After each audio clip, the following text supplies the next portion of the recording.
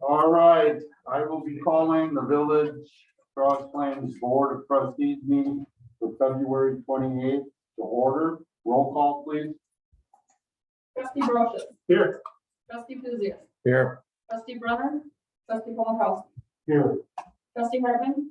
Here. Trustee Pelletier. Here. President Lightfoot. Here. This is Dan for the Pledge of Allegiance. The Pledge of Allegiance to the flag of the United States of America and to the republic for which it stands, one nation, under God, indivisible, with liberty and justice for all. All right, we're at public comment. This is an opportunity for anyone to address the village board on any issue. Please observe the time limit of 3 minutes. The village board encourages input from residents that may not discuss or act on any issue that is not duly noticed on the agenda. So, it's up since he sent something in, right?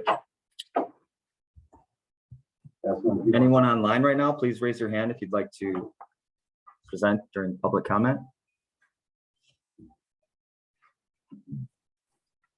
Mike, I'm here and I'd like to speak.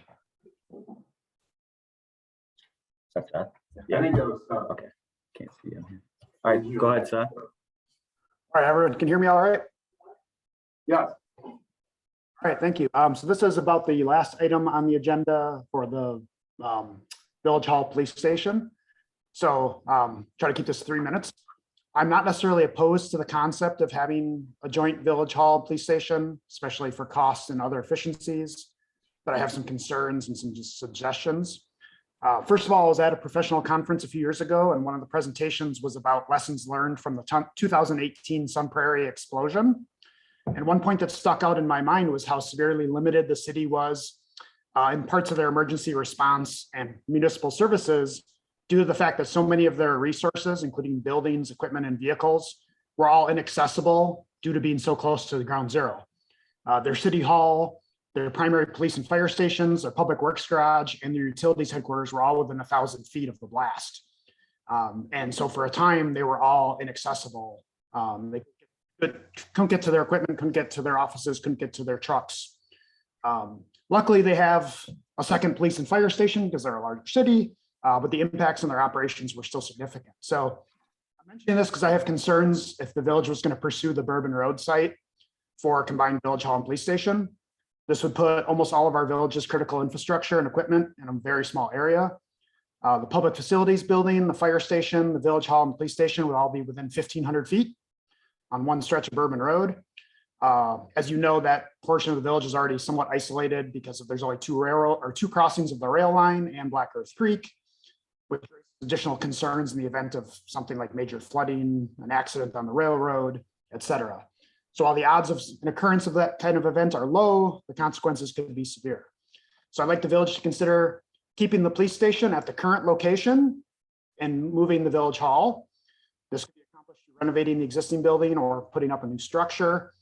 The current site is also more centrally located and accessible to major roadways, improving response times from the police station. This would also spread out our first responders, fire, police, and EMS throughout the village. So more of our residents would be closer to at least one of them. If the village is only going to consider a combined village hall and police station, I'd prefer the Evergreen Parkway site, but only after additional street connections are made from that neighborhood to Airport Road, and preferably with some connection to the south portion of Military Road. Without those, the sole reliance on the only existing access point at the north end of Military Road is a fatal flaw for locating such an important facility. Thank you. Thank you. And we have a couple of emails, if I understand. I believe we also have a Cameron. Oh, I'm Yorkland. sorry. Cameron, feel free to Hi. unmute yourself.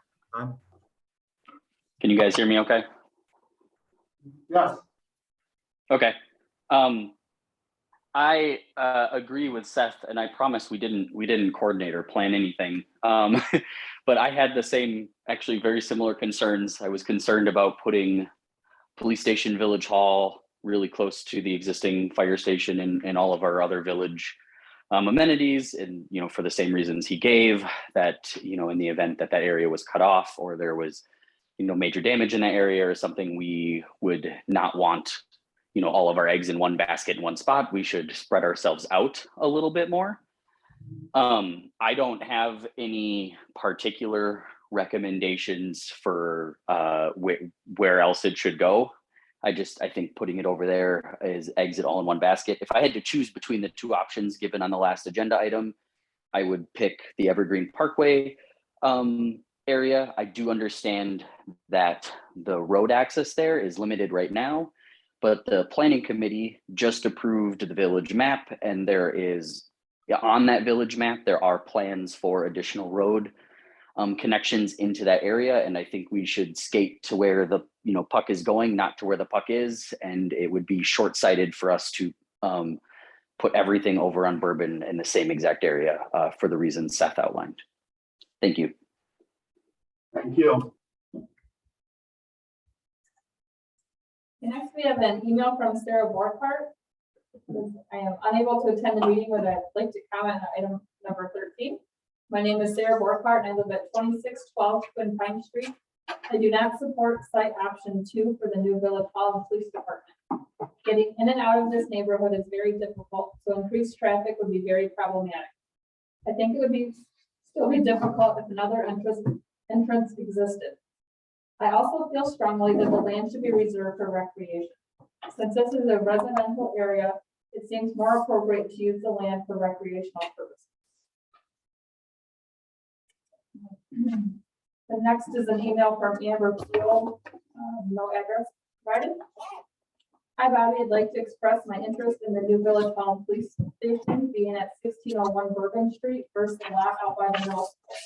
I think it makes a lot of sense for the police and fire stations to be near each other, and that location is more centrally located for everyone in the village. There's a real problem with the setup near the middle school right now. It's very congested when school starts and stops, so trying to get out to the village for an emergency during those times may be difficult. The next one is Joshua Richardson, 3003 Shady Circle. My name is Joshua Richardson. I live at 3003 Shady Circle. I feel that the taxpayers' money would be better spent on other areas than building a new cop shop in City Hall. My reason for feeling this way is based on the amenities our village offers a community is far less than other villages of equal size. We are in need of a new pool or splash pad to offer children activities in the warmer months. I feel we rely too much on being close to Middleton and Madison. That's it? Well, thank you very much. We'll go to the consent agenda. Upon request of any trustee, any item may be removed from the consent agenda for separate consideration under general business. Does anybody have anything they'd like to pull off? Motion to approve the consent agenda. Right. I have a motion and a second to approve the consent agenda. Any discussion? All in favor, say aye. Aye. All opposed, same. So moved.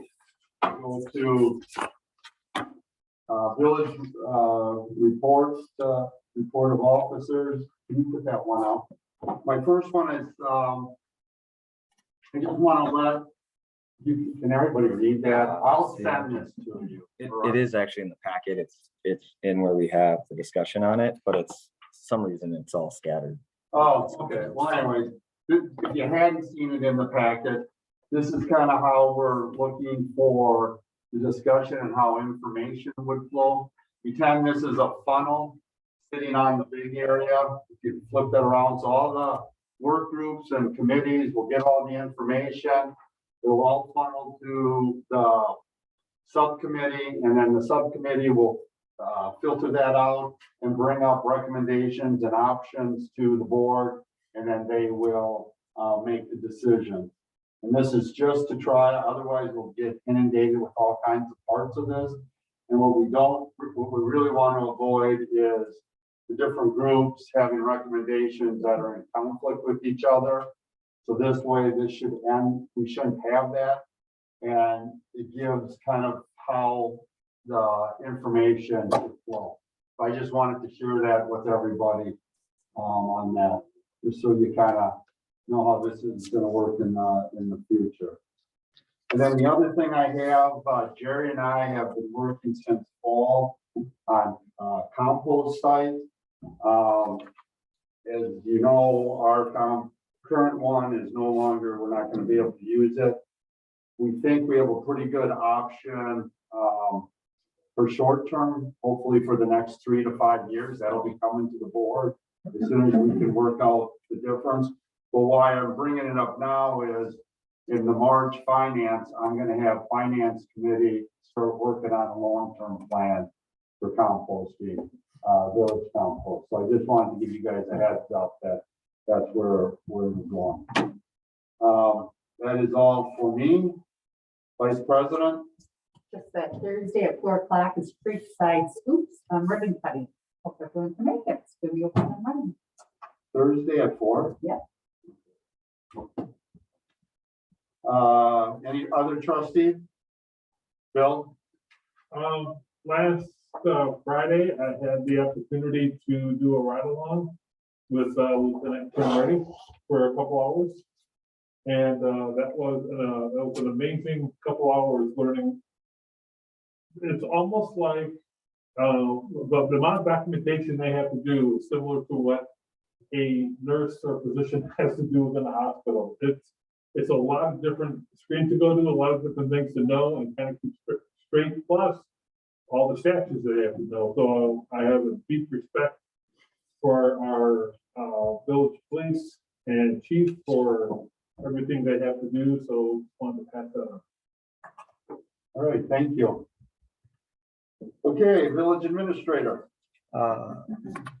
Just for me, just a few things here. The library, just want to give a quick library update. The library is fully insulated now. Pam sent us an email saying that she was able to finally turn her HVAC unit down to normal levels. So, and it seems to be working really well. Had some warmer temperatures, which is helping as well with that, but just want to let you know that. The other thing is the hardware store is looking to open at the end of the month of March. I have received their sign permits and approved those sign permits. They met all the regulations.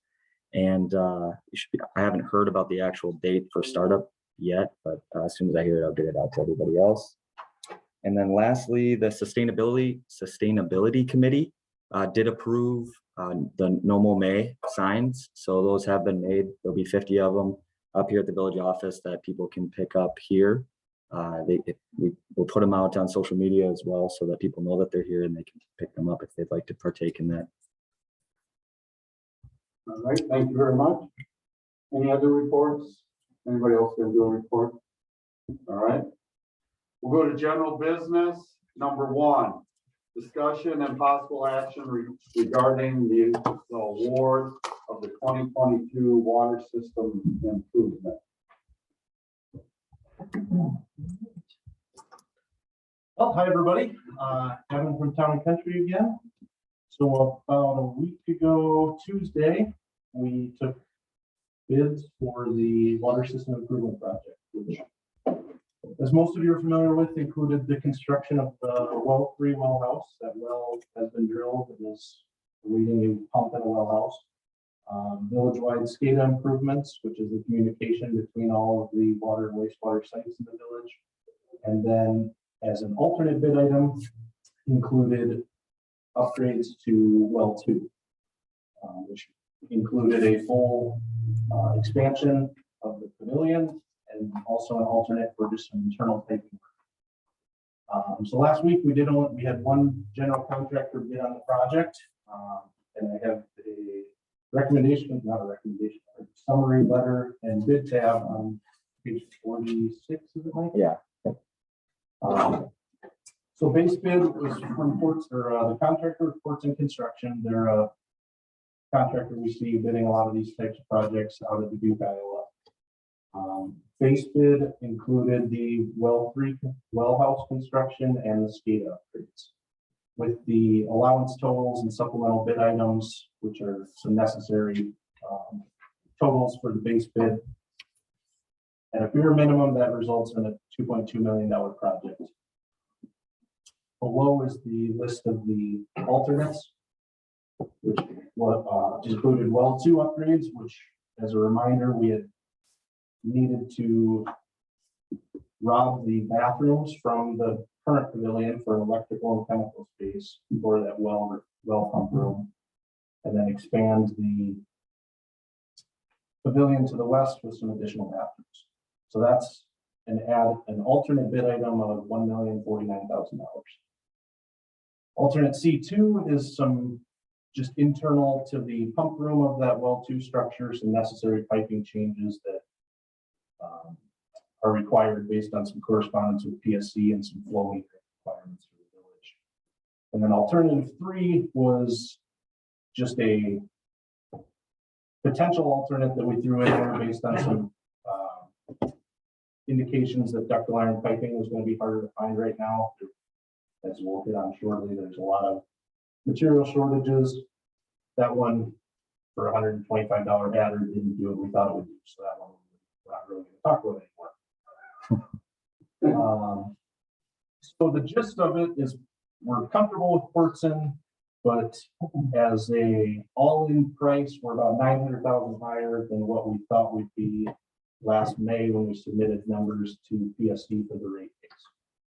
And I'll bring that up now, just Kevin from Johnson Block sitting behind me, and we'll get to it. He can help with some of the PSC questions shortly. Essentially, we've done some kind of calling around. We've been talking to contractors all bidding season. There's a lot of volatility in material pricing. There's labor shortages, you name it.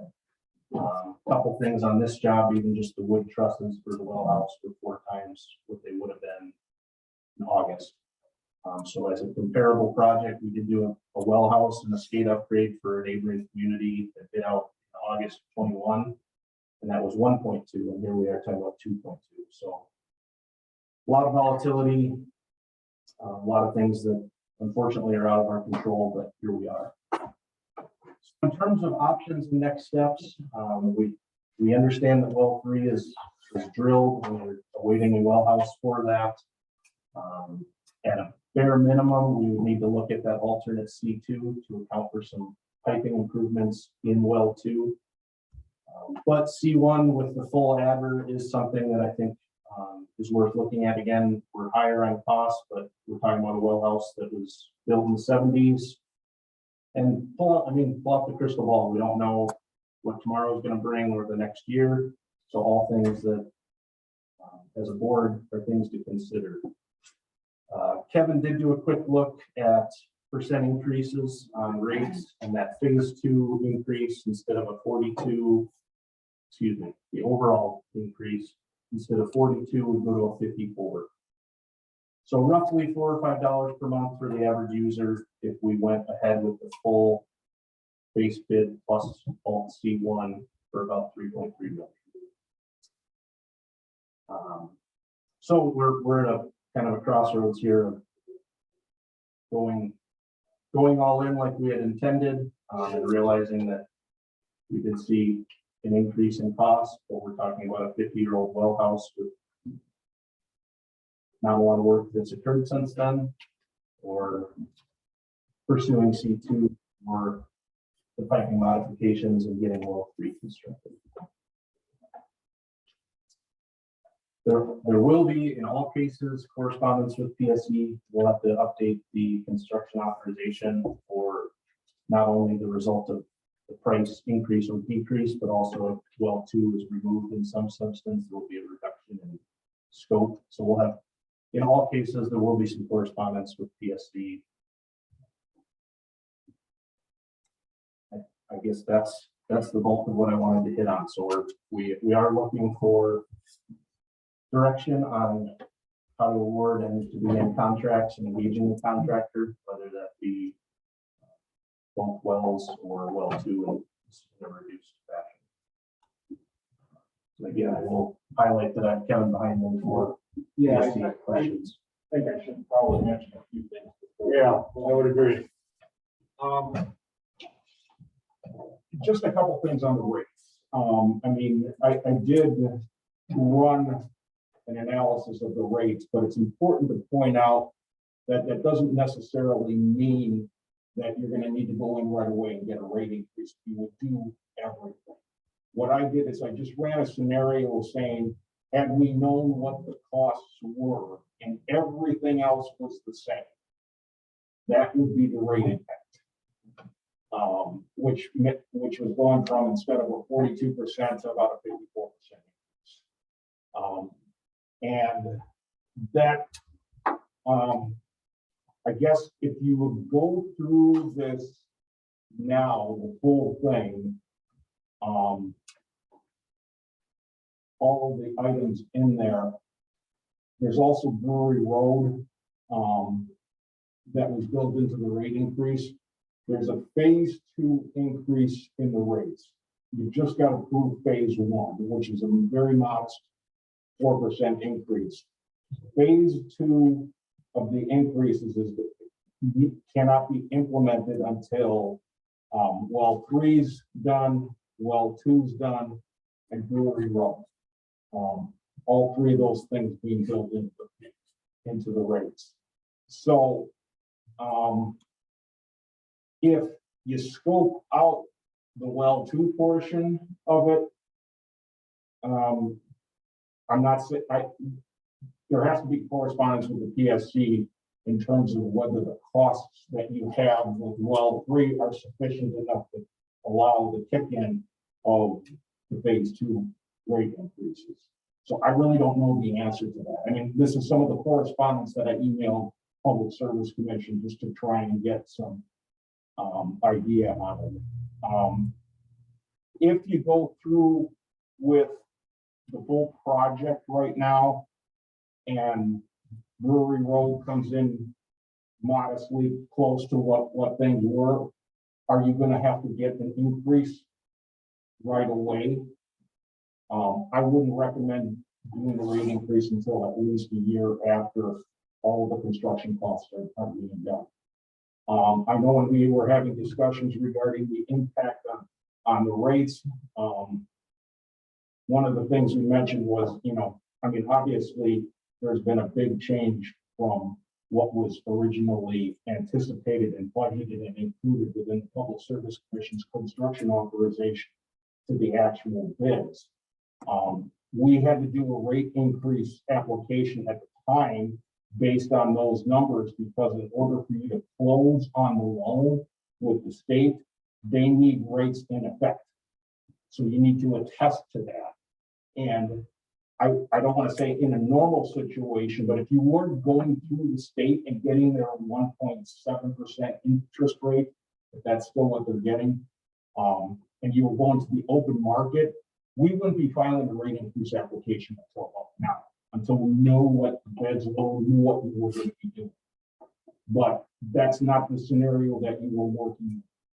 So I guess bottom line, what I'm trying to inform you is, if you do go through the full thing with the $900,000 cost overruns, the question that needs to be answered by the state DOA is, are they going to allow you to borrow the extra money?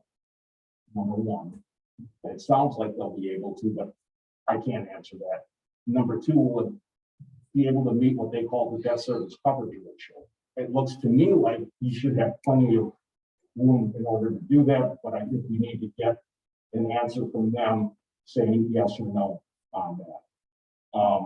I mean, the other thing is obviously the Public Service Commission had said that if the construction costs come about 10% above what the construction authorization is, the engineers need to inform the state PSC of that, and they will put a response letter on there. I haven't seen anything from them to indicate that they will force you to file an additional rate increase application. As a result of this, but they might, I do not know. I will say, if you scope things out, scope 2 out, and there isn't going to be sufficient costs in order to meet the phase 2 increase, we may just need to file an amended application. So that is, I guess, my summary of the rate impact on it. I mean, and a couple of things I just wanted to point out. also, because I do know you have several developments going through. When, you know, we do these rate increase applications, there's a number of different, I mean, we have to get expenditure estimates, we've got to get plant estimates, how the plant is going to be paid for. We also need to get revenue estimates. And the revenue estimates, the Public Service Commission has you file a test year. We used a 2022 test year. And the rates that we were, the customer increases that we were looking at 12 new residential customers in 2021. From the time that we were doing the application, which was in July, and then an additional 20 in 2022. I know when I was talking to you, Jay, the other day, and that's one of the reasons I was asking them, like, what do you have coming in there? And it sounded like you had a couple subdivisions in which you were having a combination of 140 between two of them, and I've got 30 built into that. So if you get another 100, the other 100, the average residential based on the last rate order that you have in the phase 2 increases was $49 a month, including the public fire protection charge. That, on that would also mean probably an extra $60,000 year revenue, which is equal to the amount of additional debt service that we have. So, I mean, it's a lot of numbers that I'm throwing at you, but it's a fluid situation, but I think that's important for you to have in terms of full context, in terms of the decision-making process that you're going to need to make here. All right, does anybody have any questions for Evan or Kevin or comments? Now I have a question. What does your crystal ball say about the future of construction costs for projects like this? If you were, I can tell you, if you were to try and bid out well to tomorrow, you're going to be flirting with 30 to 50% higher than what you got in front of you. A lot of that's driven by the contractors are full. And that's why we ended up with one bid in this case. Is the day before the bid, some folks got different projects awarded to them, and they're just full. We've talked to numerous contractors in the state that do projects like this, and nobody knows, obviously. It's very fluid, as Kevin said. There's the normal increases we would see, call it 3% a year on construction costs. And we're 10 plus some different components of a bid are 30, 50, 100% higher. Subs are 50% higher rate. Subcontractors to general are sometimes 50% higher than what they would have been. So there's a lot of things in the works. What tomorrow's going to bring, it's hard to say. All right, I have Bill. All right, so kind of pertinent to your question, Andy, right now we're seeing 7.5% increase in inflation, which is more than that in the construction area. Right now, you said we would get a rate of 1.7, assuming nothing had changed so far. Do you see that rate increasing? Because first of all, the feds are going to be raising their rates here pretty soon. So yes, thank you. So I did mention that as one of those 3 bullet points about middle of the page there. We are already seeing interest rates. They couldn't get much lower than what they were. So things are going to go up. What that percent over each quarter is going to be, again, to be determined, but certainly interest rates are going to be increasing. And one thing with that, just so you guys know, for Safe Drinking Water Fund, those are always subsidized rates, but they update those quarterly based on the current market rate. So currently that 1.75 is based on the market rate being 2.5 or 3%, whatever it is. But every quarter, if the Fed increases their rates, Safe Drinking Water Fund will increase theirs along with that. okay. So you will be seeing increased interest rates over the course of this year and next. Go ahead, Kevin. You done, Bill? Well, is that rate variable while we have it, or is it locked, when we lock it in, it's locked? You lock it in. And then secondly, you said earlier, or somebody said, Kevin, or who said it there, that the 900,000, we may not be able to borrow that. We have talked to DNR, they said they would have. They said they would. Okay, thank you. Anybody else? Michael?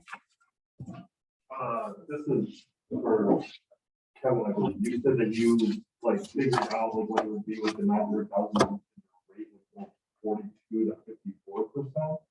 I know in the second phase of that, I've looked at the draft on the public service and our water rate's going from like 345 per thousand gallons to like 6.25 per thousand gallons in the second phase. Did you actually compute how did you figure out the 54, like which value up?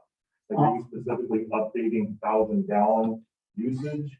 No, I was not going by individual customer class. I was looking at the total pie, which was how much revenue that additional revenue we would need to raise. And again, I just want to be clear on it. It's not, the percent would be, had I known back in July that we were looking at $900,000 additional cost. Didn't know that now, know it now.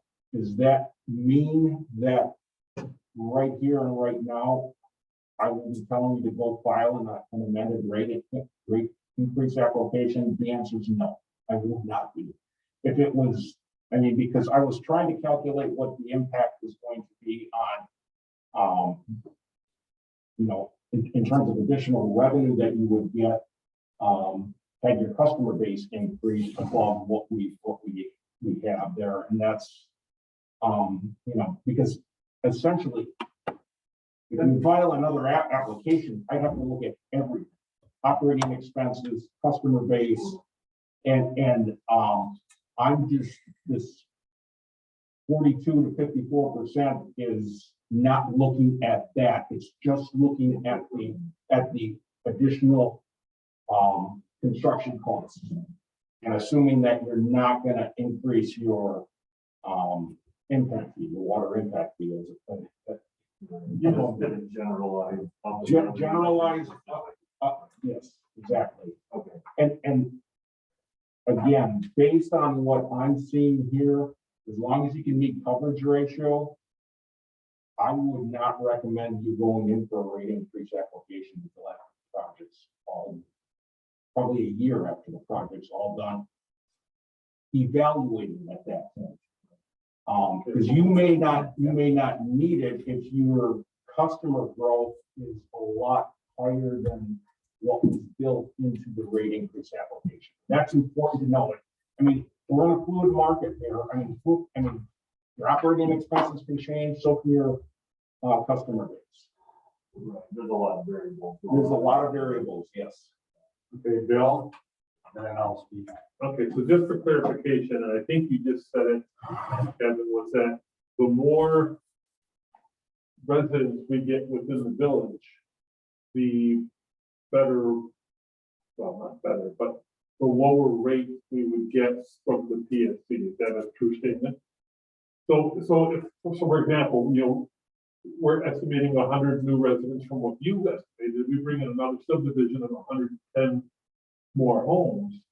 Would that help reduce that increase once we ask for an adjustment? Yes. Yes. All things being equal, I mean, you always have to ask the question. I mean, you start increasing your base, then, I mean, okay, does that mean you're going to have additional operating expenses associated with it also? Sure.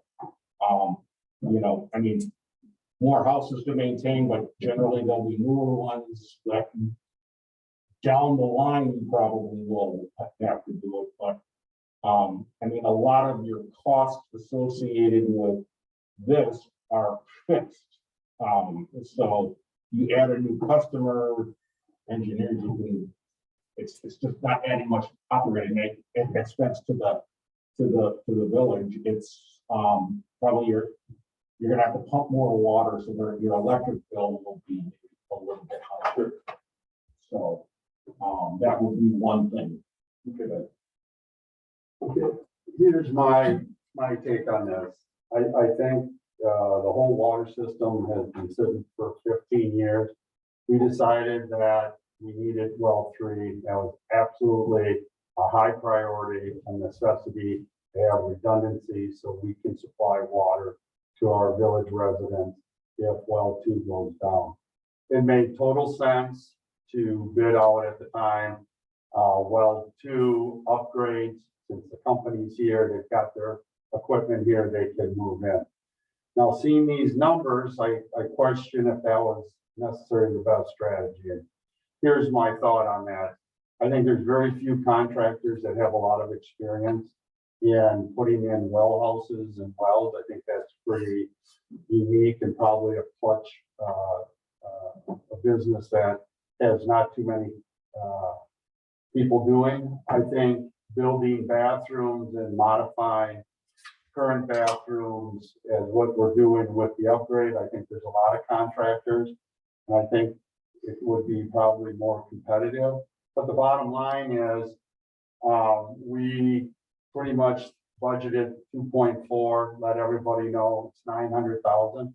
I just don't think we can afford to do well 2 right now. I don't think it's an absolute need. I think we need to do C2 and C3 just to make sure it's functioning and connecting to well 3, if that's what I'm guessing the main pipe is.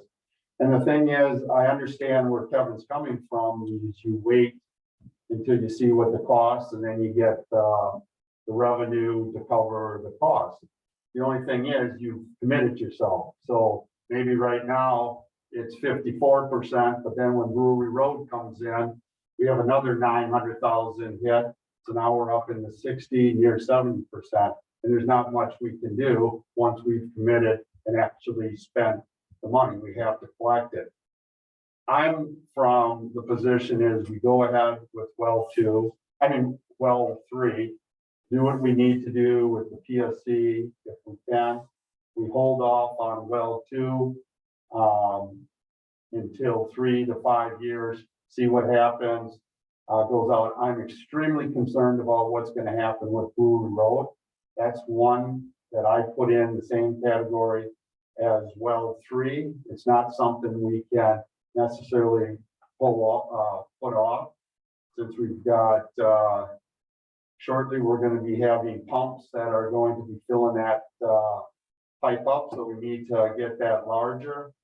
So from my perspective, I just don't see an absolute rush. I hear what people are talking about interest rates, talking about inflation. You know, it's like buying stocks. When you think it's low, and when's the time to buy, when's the time to sell. It's your gut feeling and stuff. I don't necessarily think in 5 years we're going to be in this position we are right now with the labor shortages and the supply line shortages. I'm certainly thinking that interest rates will be up a tad. I don't see them skyrocketing like was in the 80s. So my feeling is we need to go ahead with well 3, and we put off well 2 upgrades, which is C1. We go ahead with C2 and C3. That makes the difference on what we originally asked to what we have now, a difference of about 170,000. And if PFC wants to make an adjustment for that 170,000, you know, they can, but my worry is we'll probably eat that up at Brewery Road. So I'm not so sure where they're coming on that, but that would be my recommendation. I just don't think we can afford, and I am extremely concerned on the hit that our residents are going to take with their water rates. So, and again, I don't see the high priority and the necessity to do this. This was something that we talked about. It was a good strategy. It's just, you can't afford it. You know, it's no different than in our personal lives. If you want to replace all your windows and the bid comes in way too high, you got to make a call. Do you just do the first floor, or do you give up your vacation and do the second floor, you know, on the second floor? So my position is doing well 3 and not doing well 2 upgrades. Any other comments, Bill? So were there were there upgrades that needed to be done to well two? So, which was part of that? Yeah, so C2 jail. Backtrack a little bit on what you said. C3, we don't want to consider. So Oh, it just- it would just be C2. Okay. In addition to the base bid, and that is for some piping and flow meter modifications inside the existing pump from well two that we committed to PSC for more accurate flow metering of the pump water. Did we need to upgrade the electronics too, or was that just a nice thing that we were gonna do with that part of that 30,000? It will be communicating with the rest of the SCADA system, but the controls, the MCCs, that was all part of C1. So those electronics that are in there in the state. Okay, so. Motor starters. 70 years, motor starters. If you remember, just to remember, the upgrade was taking electric units and putting them in one of the bathrooms, the chemicals were in the second bathroom, and then building a restroom area. I think we had 4 next door. That was what the upgrade is. Right, but I thought we had to separate make better arrangements for the chemicals. Well, that's why we're putting them into those bathrooms, because that's what they're recommending. So we're still going to do that. No. Okay, so do we need to make that change? But I thought that was a change that was required of us. Is to separate those chemicals from the machinery. It is certainly recommended. It is not a required change by DNR until you undertake a large construction project, which C1 would trigger that. The piping, the work on the wellhead itself would not trigger the need for all of the additional infrastructure work. Okay. I just want to make sure. So it is not a DNR saying you must do this right now. It's going to show up on the sanitary survey every year saying you should do this, you should do this. Okay. But there is no requirement that it be done. Okay. Michael, So I did have sort of the same question that Bill did. I know we had talked about upgrading SCADA systems everywhere. The new well 3 is obviously going to have that, but that's not going to happen in well 2 or well 1. Both wells will be upgraded in some fashion so they can continue communicating with the rest of the systems. They're gonna talk, but they're gonna still have very old electrical components inside. Okay, but they will be communicating. They will be talking. But it won't be a whole replacement or. Okay. So what if we updated the SCADA system in all 3 wells? So rather than do all the construction in well 2, just upgrade the electronics. That will, well, You can't upgrade the electronics in the code. Oh, okay. It's this domino effect of it's this, then this, then this, and it just all of a sudden you're redoing and you need it back. Andy? Yeah, I mean, that was kind of the question I was having was, if we go with C2, is there any risk that they open up a can of worms that we then have to dig out? Or is that just pretty cut and dry as far as engineering? but okay, yeah, just swapping out a flow meter and changing a pipe in order to do so. Yeah, similar, but in a different way. It doesn't sound like there's any middle ground between C1 or C2. Nothing. Okay. And then Jerry? Yep. You have any thoughts on this matter? Well, I'd like to tell you that putting off C1 for X number of years is gonna work out financially. But I don't think I can tell you that. My gut tells me that the day comes, we have catastrophic failure there. You're making repairs under emergency situation. And that's a cost. We're dealing with electronic motor starters, control, entire electronic panel. Similar to your breaker box in your house, except exponentially larger. That was put in 1976. So the components are wore out. We've got lucky and lived by. And potentially, could we get lucky and live by for another 5 years? Maybe. I can't guarantee it. Okay, thanks. Kevin, and then Judy, are you back up? Judy? I honestly, I have mixed emotions on it just because I don't think the pricing is gonna get any better in the next 5 years. I think if we do push it off, I think we're gonna be sitting here spending millions more rather than 900 more. I know, when I know we don't have it, and I'm not the one who wants to spend money, I'm the first one to say no. But I do feel like it's been since the 70s, and I do feel like we are getting by on a string at the moment. And if we have to do it as an emergency, like you just said, it's gonna cost so much more. I really have, I don't know, I'm torn with it, because I feel like 900 is a ton of money, I know it is, and I know we don't have it. But I also feel like if we don't do it, I feel like we're gonna be spending a lot more. Okay, I got Andy, then myself, and then Doug. Yeah, my thought was like, are we gonna end up replacing our equipment furnace in the middle of winter?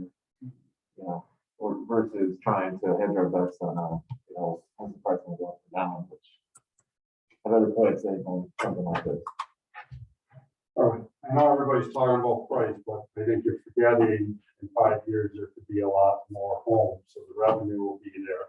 So there'll be less of an impact on our residents. And the big one out there is what are you gonna do when Brewery Road comes in $900,000 more? And keep in mind, Brewery Road is only, there's only gonna be a portion of that that's filled with water. Well, I understand that, but it's still very possibility it's gonna come in higher. So, you know, it's a point of what can we afford? And I think we're all guessing on what you can afford because prices might be up, but revenue might be up. So then it's a wash. You know, I'm banking more that our developments are gonna fill in and we're gonna have more revenue coming in. So the impact will be a lot less than what it is right now. And again, if you guys have, a number of people have said that we don't have the money. I just don't understand why we would spend money that we don't think we can afford. So I have Ben and Bill. I just wanted to throw a couple of other things out there for you guys to consider. One on the inflation side of things, building on what Evan said, contractors are indicating what they're tracking. They don't think anything's going to be changing in certainly 2 to 3 years. The other thing, and it's a double-edged sword that's both good and bad, is there's been a bipartisan infrastructure law passed that's throwing piles of money at infrastructure, which is great because then you have opportunities for piles of money. However, in Wisconsin, as Jay has pointed out, this is a bit of a niche construction scenario. There's only 5-ish contractors that will even bid on work like this, all of whom are very, very full and are now looking at a market that's going to become saturated with money. All right, so I guess and we're paid to be pessimists, but I'm very pessimistic about the idea of slowdown on construction inflation. Hey, Bill, can I just interrupt? I need clarification. I understand the well houses but modifying a building and building bathrooms, I don't think is as unique. The well 2 stuff, is everything that's happening in well 3 except for the shell. So moving electrical equipment is that specialized stuff. It's not moving it, it's putting new electrical equipment into an existing room. So there's minor modifications, but everything happening within the footprint of that existing building, the same niche market that you're not going to get a Joe Daniels or a Findor for anybody like that to bid on. Even the bathrooms we want? The bathrooms, yes, but the bathrooms are a small percentage. The bathrooms are less than half of the cost of the well 2 project. Bill. Okay, so are we looking at a tree versus looking at the forest? I mean, Jay kind of hinted at this with Brewery Road. So we got a lot of things, and that's one of the reasons why we do a capital, 5-year capital plan, right? This is, what do we need money for in the future? And I agree with Jay on the fact that, you have to sit and evaluate what money you have and what money you can spend. But, we're looking at, Brewery Road, how much of that needs to be done versus how much of it we want to get done. We're looking at a new police and village hall. When does that really need to be done? Is it easier to push that down the road than it is the thing to be having water clean water for everybody in the house. I do not want to spend money. I do not want to spend money, but I think we need to look at overall what the village is planning on doing in the future. And saying, there's things that we cannot do. But I think what is important is that, we are obligated to provide good water, clean water to our residents. And I'm with, I believe Jerry, that if he says that well two could go right down the tube, and then we really would be in a world of hurt. I respect that opinion. So at the end of the day, I think we need to pull the trigger on this. Seven, and then I'll make a motion to award the ports in total base bid plus alternative bid C1 for well 2 upgrades. I'll second that. I have a motion and a second, but did you put in C2 or just C1? C1. You're not gonna do C2? C2 is buried in C1. We Yeah. just had to Oh, okay. piece that out just for the little components. Oh, it is. Yes. Oh. Sorry, I didn't clarify that. C2 is, it's an either or, and you're getting the C2 if you award C1. So that 30,000 is embedded in that. It's the bullet point 2 you provide. All right, any discussion? Michael? Well, I'm just gonna say that I was also in favor of the delay of this project. I mean, at the time, should they continue to work, we are gonna have well 3 functional at the time, which means we won't be without a main well, should anything happen to well 2. And aside from that, everything in the future is just speculation about inflation, about interest rates. If anybody knows that, let me know. And, and so just whether or not we want to spend the $900,000 now or delay and see if these costs come down and whether or not impacting residents in such a tremendous way on their water bill. And I'm just gonna follow it. And Bill, that's the whole thing. It's not that we're in much better shape than what we were currently right now. We are gonna have a well 3 that pumps as much as well 2.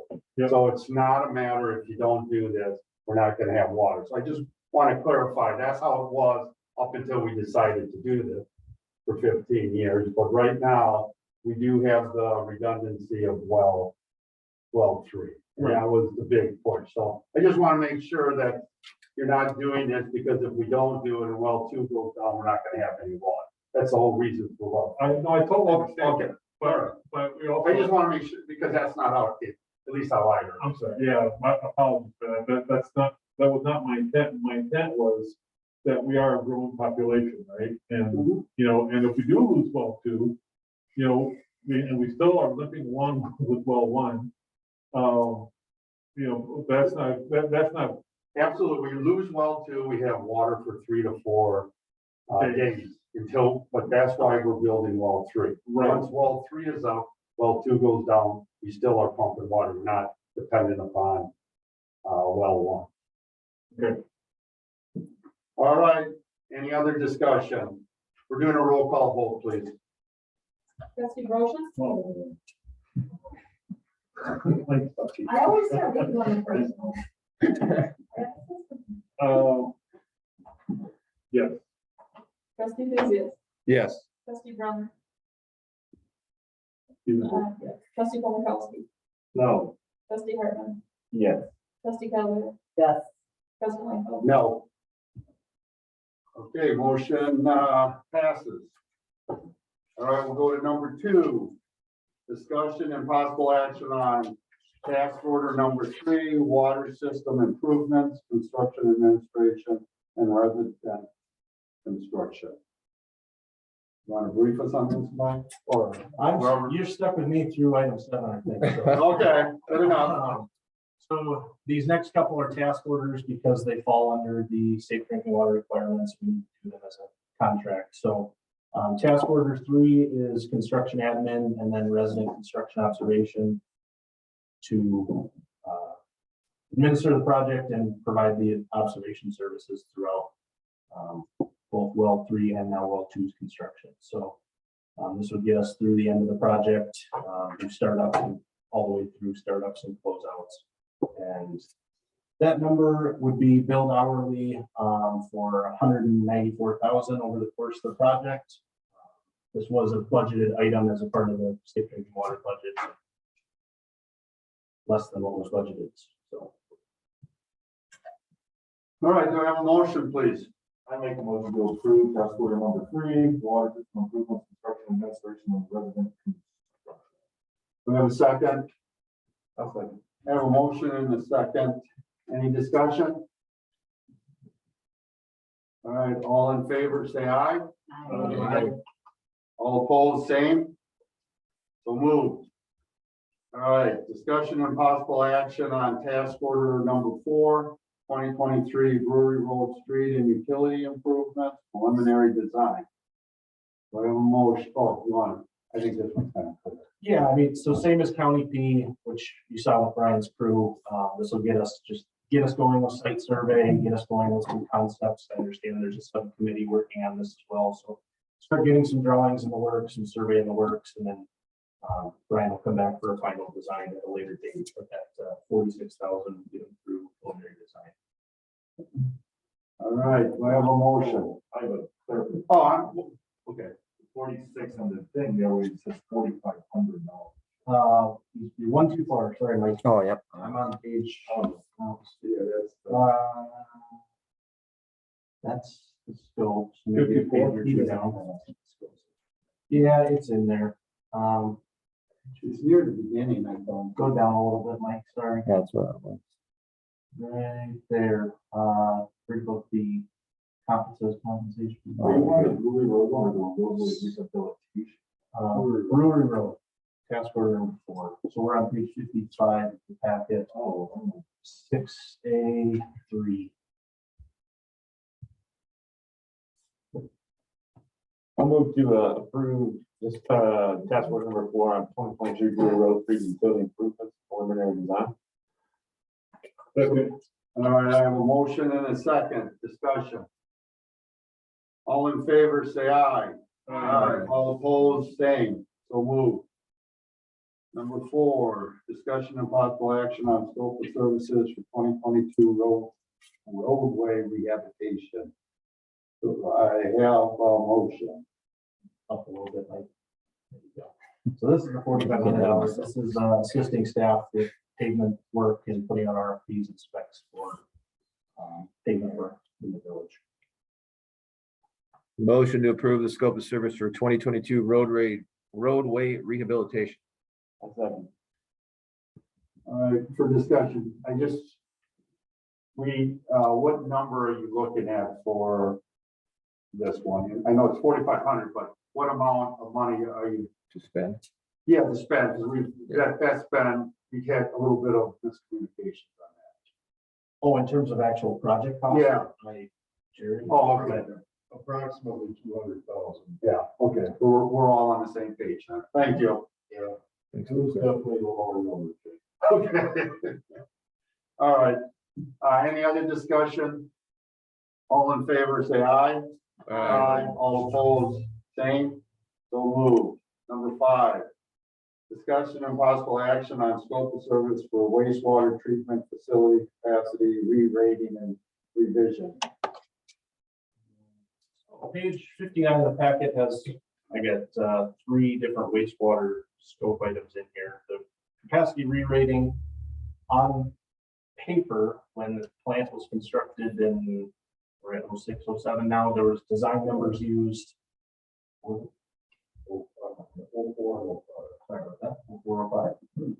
Capacity numbers that were used that are lower than what you're seeing today.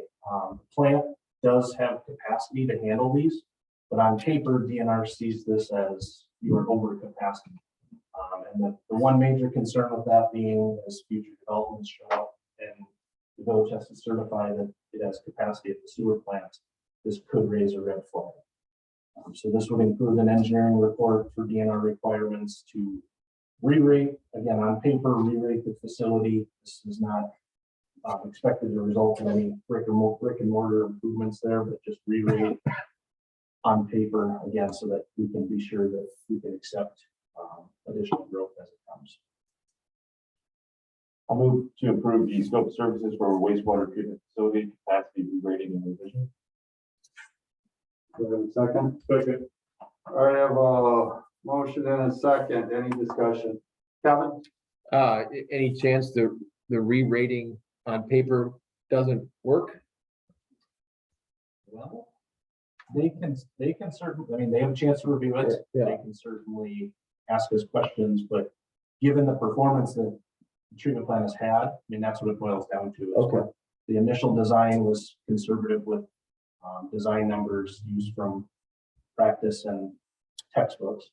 And as we've seen performance exceed that, we have the justification is in the numbers. That's where our gain is. Okay. I don't expect trouble with this. Yeah, and I think they deliberately did a low one when they first built it. I don't know if there was a financial or some reason for that, but yeah, they originally, it was set for 77, but they said 5, if I remember right. 5,000. Just under 5. Okay. At the time when the rating was created, we also still had the extreme. Oh, that's right. Functioning, which took up a lot of, EOD loading, especially solids also. And plus there was some political motivation to lower the numbers. Okay. Story for another day. All right, any other discussion? All in favor, say aye. Aye. All opposed, same. So move. 6, discuss and possible action on scope of service for wastewater treatment facility, influx, wet well mixer and pump maintenance request for proposal. And make these too long, I apologize. No, that's all right. Jerry had budgeted this for this year, putting in a inflow wet well mixer and doing some pump repairs.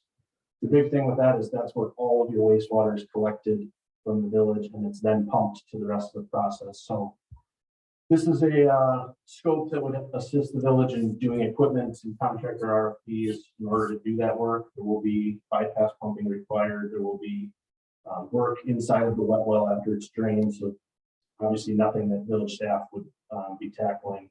We'd just be assisting with the mechanical, electrical, and then contractual coordination on that. All right, do I have a motion? Yeah, I'll move to approve the services, scope of service for wastewater treatment facility, influent wet well mixer and pump maintenance request for proposals. All right, I will second. Second.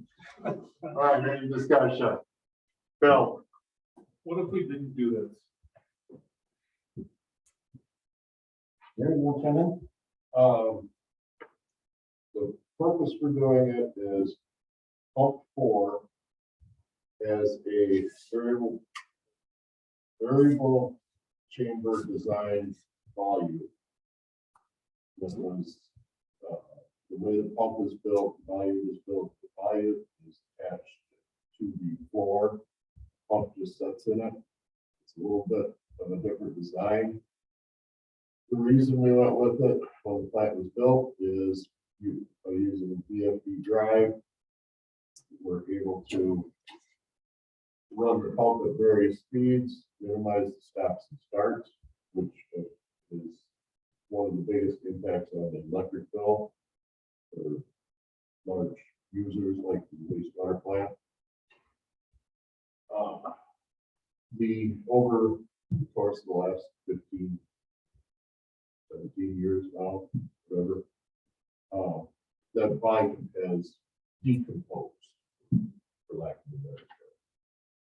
It's wore out from the sand spinning inside of it, the conditions it lives in, it's rotted away. So that needs to be replaced in order to bring the pump back to somewhere. It won't be exactly as good as the original pump curves were when it was first installed because of other wear and whatever, but it'll be close to its original efficiency. It's nowhere near it. Okay. But it is a need. What's that? It's a need. Yeah, It's not a want, it's a. And just to let you know, we do have a savings account just for replacing equipment. Okay, great. So. All right, any other discussion? All right, all in favor, say aye. All opposed, same. So moved. 7, discussion and possible action on scope of service for Dane, Iowa, coordination and sludge production projection. It's the last one. Well, I won't make you read any more of them, I promise. So this one, the village currently hauls biosolids, so the treated sludge, to Dane, Iowa for further treatment and land application. Dane, Iowa, and their wastewater commission is in the process of facility planning effort, which is a look at their existing facility and projecting out for the next 20 years. So very similar to what you guys did with the public needs assessment and doing a comprehensive look at the water system. Dane, Iowa is doing that for their treatment plant. Because the village of Cross Plains hauls biosolids there, you guys have an impact on what their equipment needs are and what their land application needs are. So they have sent a letter to the village requesting that the village provide a projection of what the biosolids production will be for the next 20 years.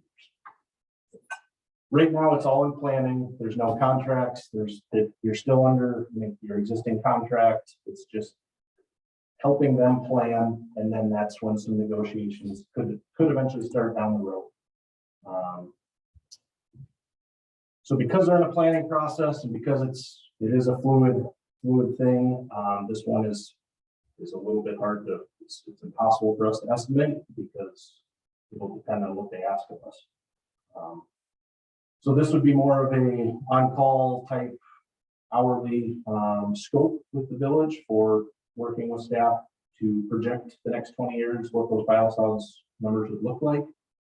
Depending on what they come back with, that could also, I think, Jay, we've already kind of talked about this some, is it could result in looking at other options for the village on where biosolids could go.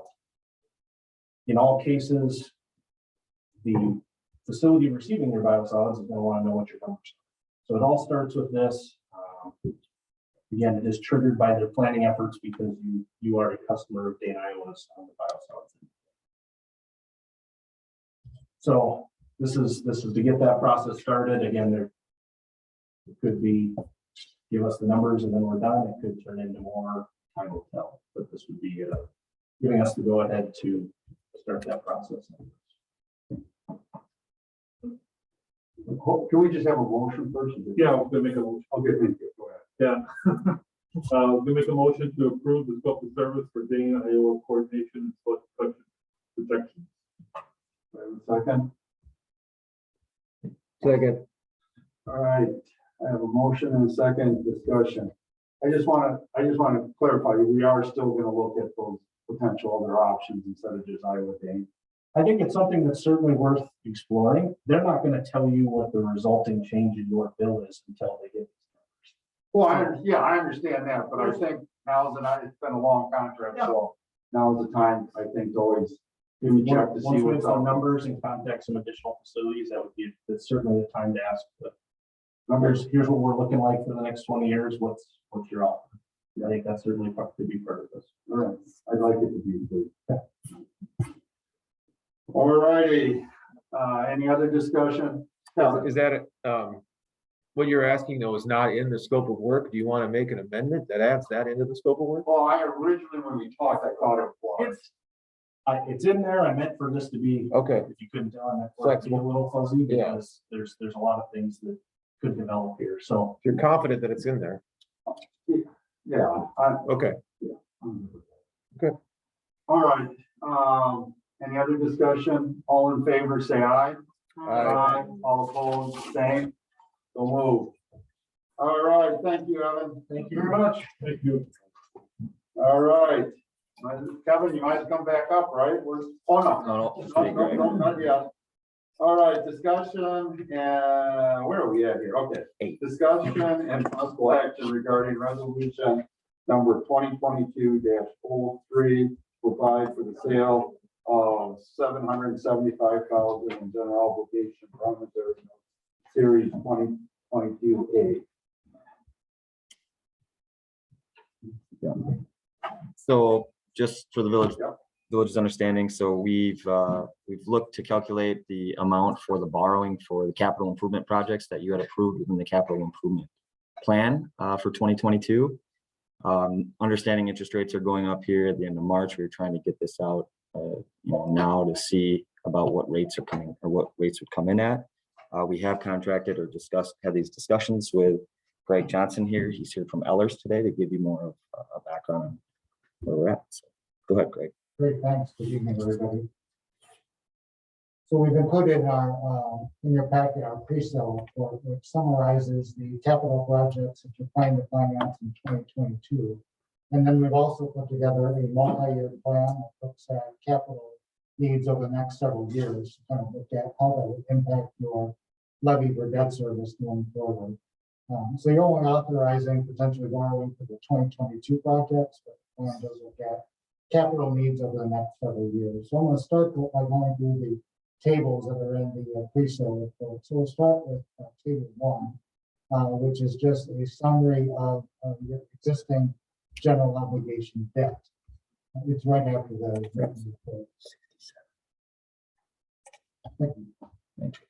So what this summarizes is your existing levy for debt service before we look at the impact of any new capital borrowings. So the far left-hand side is your existing total debt service payments, principal and interest. A portion of your existing general obligation debt is paid by sewer, water, and TID3 revenues. And so that net tax levy shows how much of your existing debt is levied for debt service. So you'll notice in 2023, the existing debt service payments that are supported by the property tax levy are projected to go down. Some of your existing debt matures. So that provides an opportunity for you to look at structuring in the borrowing for these new capital projects without seeing your debt service levy increase. So it's a good opportunity to take advantage of your existing debt that's being paid off. The next page, and table 2, is kind of the summary of capital projects that we modeled over the next several years. So in the 2022 column is kind of shows the projects that are financed this year. There is a second financing of $400,000. It's not part of this borrowing that we understand could occur yet this year for potential land acquisition. So that's not included in this note issue. But the other projects listed, the radio, the rapid response vehicle, the truck, some street improvements for $250,000, the library roof, and the playground equipment and pickleball courts are all that are part of this note issue. Then we've identified future capital projects in 2023, 2024, and then in 2025. So just some placeholder amounts that were provided to us by staff as far as potential borrowings in the future. You will note included in this analysis is an estimate for the village hall and the police station. So when we look at the levy impact in a moment, that is going to be factored into the analysis that we did. So the next table, table 3, is kind of what we call our sources and uses. This just like model shows the future financings that are included in the plan. Again, the only thing we're considering authorizing this evening is the 2020A GO notes. Everything else that is shown here is just for a multi-year planning model. So when we look at the impact to the levy for debt service, these are the borrowings that we factored into that future analysis. So table 4 is just the estimate of the debt service for the notes that you're authorizing this evening. We've estimated high interest rates, higher than what we're seeing in the market now. Generally, the bond market has been pricing in the anticipated rate increase in March over the past several weeks. So we've already seen that priced into bids that we received on bonds over the past couple of weeks. But we factored in an additional cushion into these particular interest rates. So it's structured again to kind of take into account the drop in the debt service levy that's occurring in 2023 with a much larger principal payment to take advantage of that drop so you can keep your debt service levy relatively stable. So table 5 is kind of the big picture look here at borrowing needs over the next several years. Again, this does incorporate an estimate for the village hall and the police station. So let's work our way from left to right. So the far left-hand side is the existing debt service I already summarized. We have valuation projections for growth in the future value within the village outside of your TID districts. And then we project the debt service for your 2020 note issue that you're considering authorizing this evening. Show an estimated note issue later in the year, potentially for land acquisition. And then those illustrated financings in 23, 24, and 25. So you can see that the debt service payments are structured. So even with all the capital investment that is factored into this plan, and that totals about 7.5 million over the years shown here in the plan, your debt service levy is not projected to go up. It's projected to remain at current levels, taking advantage of your existing debt as it drops off, new debt is layered in, to kind of keep that debt service levy stable. So even with, the timing of the potential village hall and police station, we show that occurring in about 2025 to kind of take advantage of your existing structure of your debt. As that starts to drop off, you can later in that project rather nicely. So again, it shows that you have some significant capital investment in the next couple of years to meet your capital needs, the debt structure appropriately, you can keep your debt service levy relatively stable. Can I just ask a question on that? What formula did you use for the increase in equalized value? So we take the 5-year history of your equalized value, and you kind of break that down based on how the DOI breaks down the equalized value change. We break it down by economic change, net new construction, and then personal property and other corrections. So we took that 5-year history and we discounted the percentage growth that you've seen over the last 5 years by 50%.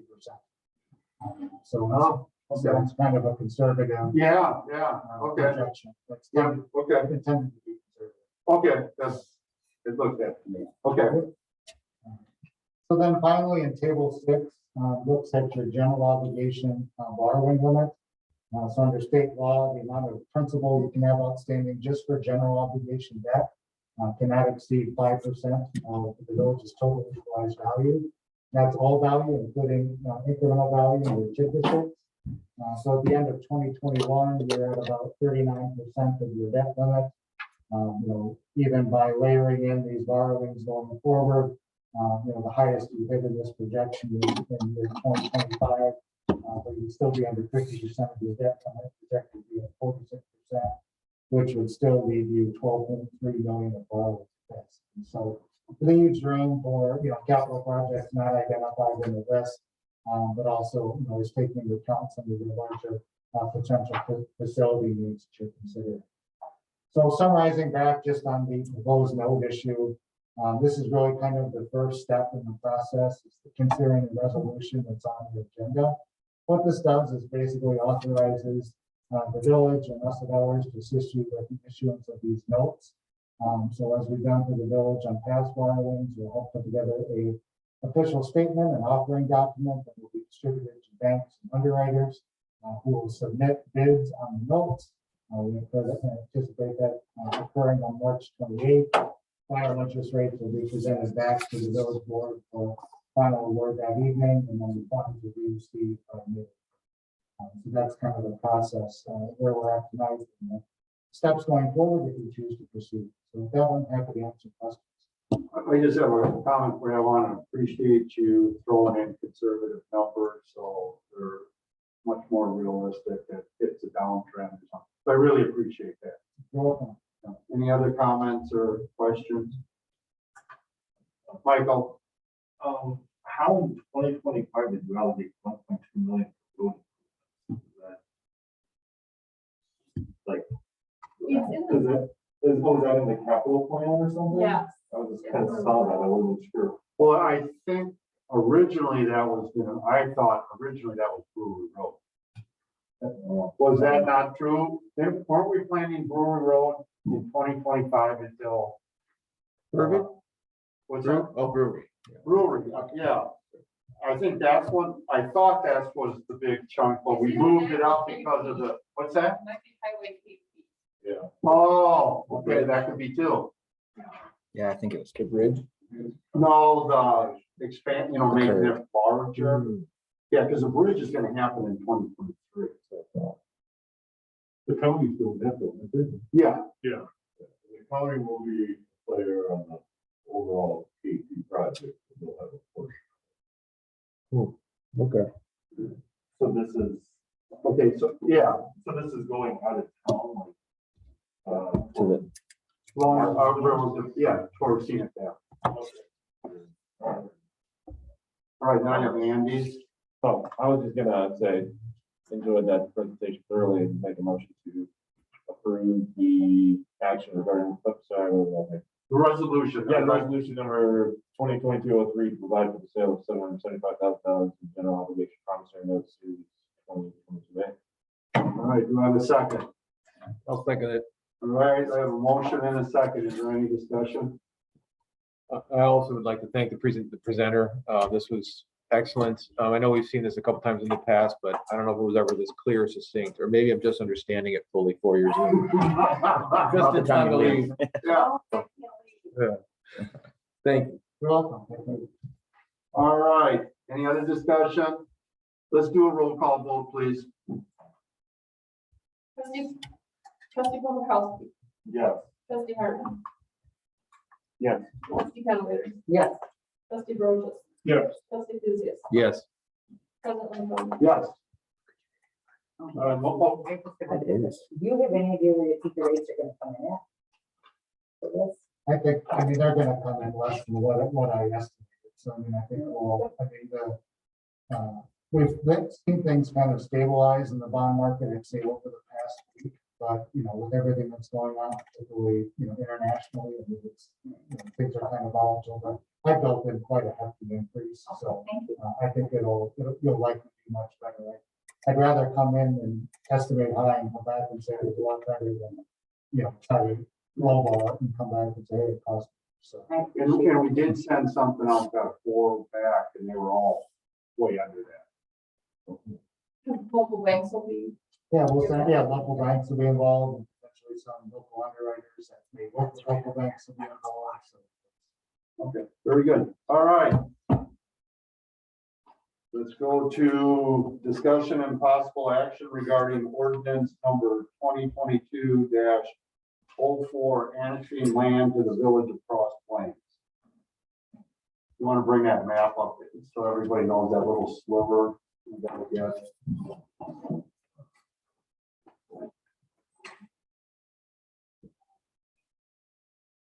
There we go. So that's what we're talking about. Do I have a motion? Go ahead, Bill. I'll make a motion to approve, ordinance 2022-04 annexing the land to build Cross Plains Military Road. Do I have a second? All right, motion second. Discussion, Judy. That's like back there parked, right? It's right On the other like side. the finer. No, that's No. by the middle school. Oh, this is by the middle. This school. is North Military. So you see Evergreen Parkway coming through here? Yeah. Yep, this We is didn't north. know that was- No. That So- was us before. It was supposed to be and got missed. It sounds like when all this got recorded. I'm so confused. That's why I was confused. Yeah, so when the development happened, Okay. it may have been also something that was slowed down due to not wanting to change addresses at that time for the school district and the 3 homes, I think, that are along there. But then I believe whoever, Matt, maybe had left. So your interim, I don't know who that was, but they must have forgot this as part of it, so. Thank you. And now the interim's fixing it. All right. Any other discussion? You better do a roll call vote, annexation. Trustee Calhoun. Yes. Trustee Hartman. Yes. Trustee Paul Yes. Trustee Lucius. Yes. Trustee Brochus. Yes. President Lincoln. Yes. All right. Number 10, discussion and possible action regarding ordinance 2022-05, the official map of the village of Cross Plains. I just want to make, can you show the map? I can. Yeah, just one correction, move it over to the index. Yep. You gotta slide it, yeah. If you look at the purple, yeah, there we go, purple little star-like thing, it says property for future, other, it should say public facility instead of park. That's what, the recommendation from plan was, to keep it more broad. So we're not tying ourselves and then fighting ourselves. Well, So it should say potential future public facility, which includes park and include the police station, the village hall, whatever we want there. So that would be the only thing I just want to bring up. So I'm gonna be asking that change in the motion, but we can certainly discuss it. Bill, I'll make a motion to approve the official map of the village of Crown Plains with the change to the potential future of other parking facilities to read potential future, what do you want to say, Jay? future public facility. Public facilities. Mike, you wanted to say something? yeah, the only thing I would say within that, Jay, is We need a second. Yeah. Oh, I'm sorry. Well, we need a second or? Yeah, then we can just amend it or vote it down. Do I have a second? All right, I'll second it. So we're at discussion. Mike? yeah, I think the only thing within that, I think the best plan would probably be to change the ones that you would want to see in pink as public facilities. Like if there are pink dots in here, because for instance, there's a pink dot up on top up here that would be part of this park. Sorry, now I'm kind of lost here. Oh, come on. Well, a park, it can be a park facility. I'm not saying it can't be a park facility, but keep it as open so it's public. I only saw one on the map. Oh no, there's like 4 of them, and I believe this they received these, Jay, directly from our parks and open space map. That's where you're seeing these pink dots come in. So this is just saying. So this here is like the earmarked dog park, right? Right, That would be given to the village as park use, right. not any other public use. And so that's why I'd say maybe we need to change the actual dot. All I know on that. is, I guess what plan, and I think it makes sense. There's no sense fighting ourselves. If we just heard people say that they might want the police station and the village hall there. Now we're gonna have to fight because our official map says it's supposed to be a park facility. Why are we doing that?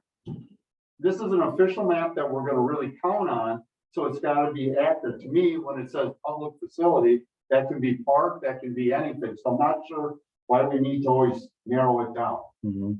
And Well, that one I would say we have to narrow down because it's given to you due to parkland. well, So you that's can't still change falls that. under park, so we're fine. Okay. It's gonna be, the regulation is it has to be park, we build a park facility. Well, how are they gonna know regulation if the official map says it can be any public No, facility? it'll be in the developer agreement. Okay. My question is, how binding and official is this official map? A lot of these are potential future, it says proposed road. I mean, it's not a binding thing that will go there, it's just a proposed road, right? It's proposed, but where it comes in is if someone wants to do something with that, we now have the power to say, no, we have that planned out for a future potential road. Okay. So then we can put restrictions on it. Right now, without an official map, if it's outside the village, we have no control, even though we're supposed to have 1.5 miles, right? Right. But because we don't have an official map, we really can't enforce much. But now that we have that, if someone wanted to put something in there that doesn't meet, we now have grounds to say no. That's why the official map is so critical. Right. And that's why it's gotta be accurate.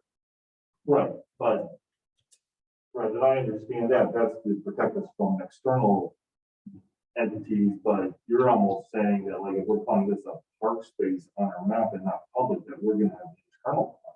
I think if it says parks facility and we try to put a knot, I think people have a line to say, no, look at your map.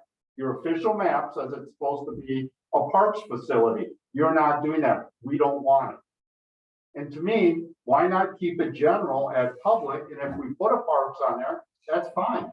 I'm just saying though, now you're gonna be in conflict with what the Parks and Open Space Plan states. So that plan's been adopted by the village board. Okay, And you're just changing that. That's see, all I'm saying. I'm not changing anything. I think parks fall under public facilities. So I don't see I don't have a problem with that at all. Some of those public facilities, yeah, maybe, but that's what you're planning, but it's not something we have to do. Things change. Sure. Oh, I don't disagree, minus We may the land that decide you've been given for that purpose. we're given land for parks, Correct. right? And you're- And I agree with the dog park where we went through before. You definitely want that ahead of time. Yeah. So everybody knows. So no argument here, but I don't think by changing it from park to public, to me, park means we're funneling everything to parks. And I'm just stating, Yeah, I think agree. these pink dots on here are from the Parks and Open Space Plan. And is that the So pavilion? this one here is, these are pink as well. This is the RIP property. You know, I believe they took these directly from there. This here is Brunner, because, you know, like you got a lot of pink on here. This here is the village, the one the village purchased. This is the Beekner Farm. So, and then up here is the top one up here is the Ladopolis. So Sundance. I'm just saying like where these came from. Well, Bill, So according to, So like village office isn't anything. so Mike, Go ahead. so according to this map, the Adopolis subdivision, Weber Farm, that would be a dog park. That was, I mean, I thought that got taken out of the. that's the plan. so I mean, that's what we're thinking of where to put it. Right, exactly. So, but we don't know if that's actually going to be a dog park or if that's going to be anything. well, if it gets approved currently, it would be in their developers agreement, like Jay had talked about, that is slated for dog park. That's still in the concept plans that they've given I thought us. Somehow when I was going off, for it was taken off. Nope, never taken off. I've never had it. It's never been taken off, I guess, through the Parks and Rec Committee or anyone else. It just hasn't been brought back. It's still approved the same way it was when you were on the Parks Committee. Right, and the bottom line is Sundance might not even happen. Correct, yeah, I so- think what I guess what I'm trying, Kevin, and you'll follow right me. I'm thinking is we're getting too stuck. If you keep things broad, it doesn't mean that it can't happen, but keep it broad. You know, things change and I understand what it is. And you can still bring your parks thing up and say, this is what our parks plan was. But again, there's all these other plans out there too. So we just got to be more flexible, Kevin. I think looking at the village map or the official map is a guideline, like many of our other plans, right? But there's also the comprehensive plan that we have. There's the park and open space plan, and there's the individual development plans for each property to go to development. So there's 3 other times to kick the can. The official map is just this broad scale, wide looking, and frankly, if you look at the chart, the chapter 81, there's not a whole lot of meat to the official plan, except it gives us a little bit more power, I guess, an extraterritorial jurisdiction than it does anywhere else. And within the village limits, we're going to have at least 2 or 3 other options to where other plans will come into place before we determine exactly what a property will be or part of a property will be. Like what you were saying earlier, the map really gives us the extraterritorial jurisdiction power from what kind of reads like. It's really what provides the power in the statute. That is very true, but we all know history and give examples where developers have used those plans to push and sell lots. That's Bill. So there's a phenomenon that goes on in every single municipality that I'm aware of, which is not in my backyard. Right? I've heard it once or twice. Or a couple dozen times. And if we are that granular to say that a park is going to go here, then either we add a symbol for a park, and we have another symbol for a public facility or a public place. If you're looking for that to be that granular, and it's guaranteed that a park is going to go there. I mean, I'm kind of with Jay on this. It's like the less granular, the better. I understand that we have a comprehensive plan, we have, a park plan and all that still fits in with what we're doing. I'm really with Jay on this one.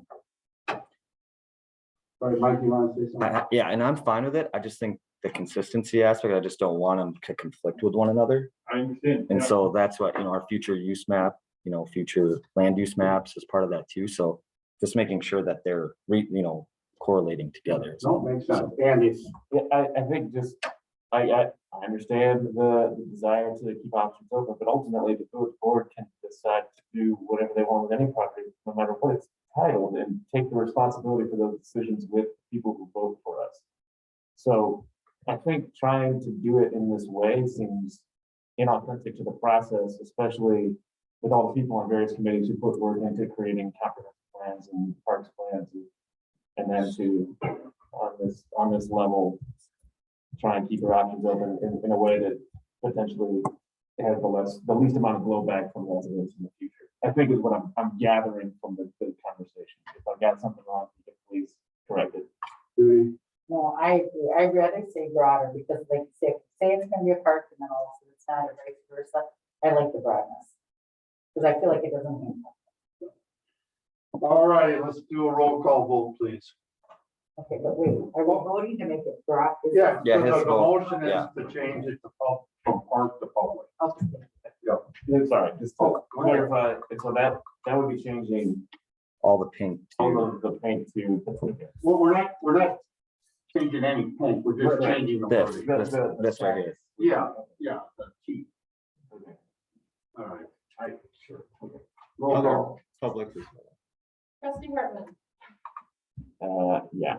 trustee Calvater. Yes. Trustee Brochus, Yes, trustee Guzzo, Yes. trustee Paul Mikowski, yes. president Lightfoot. Yes. All right.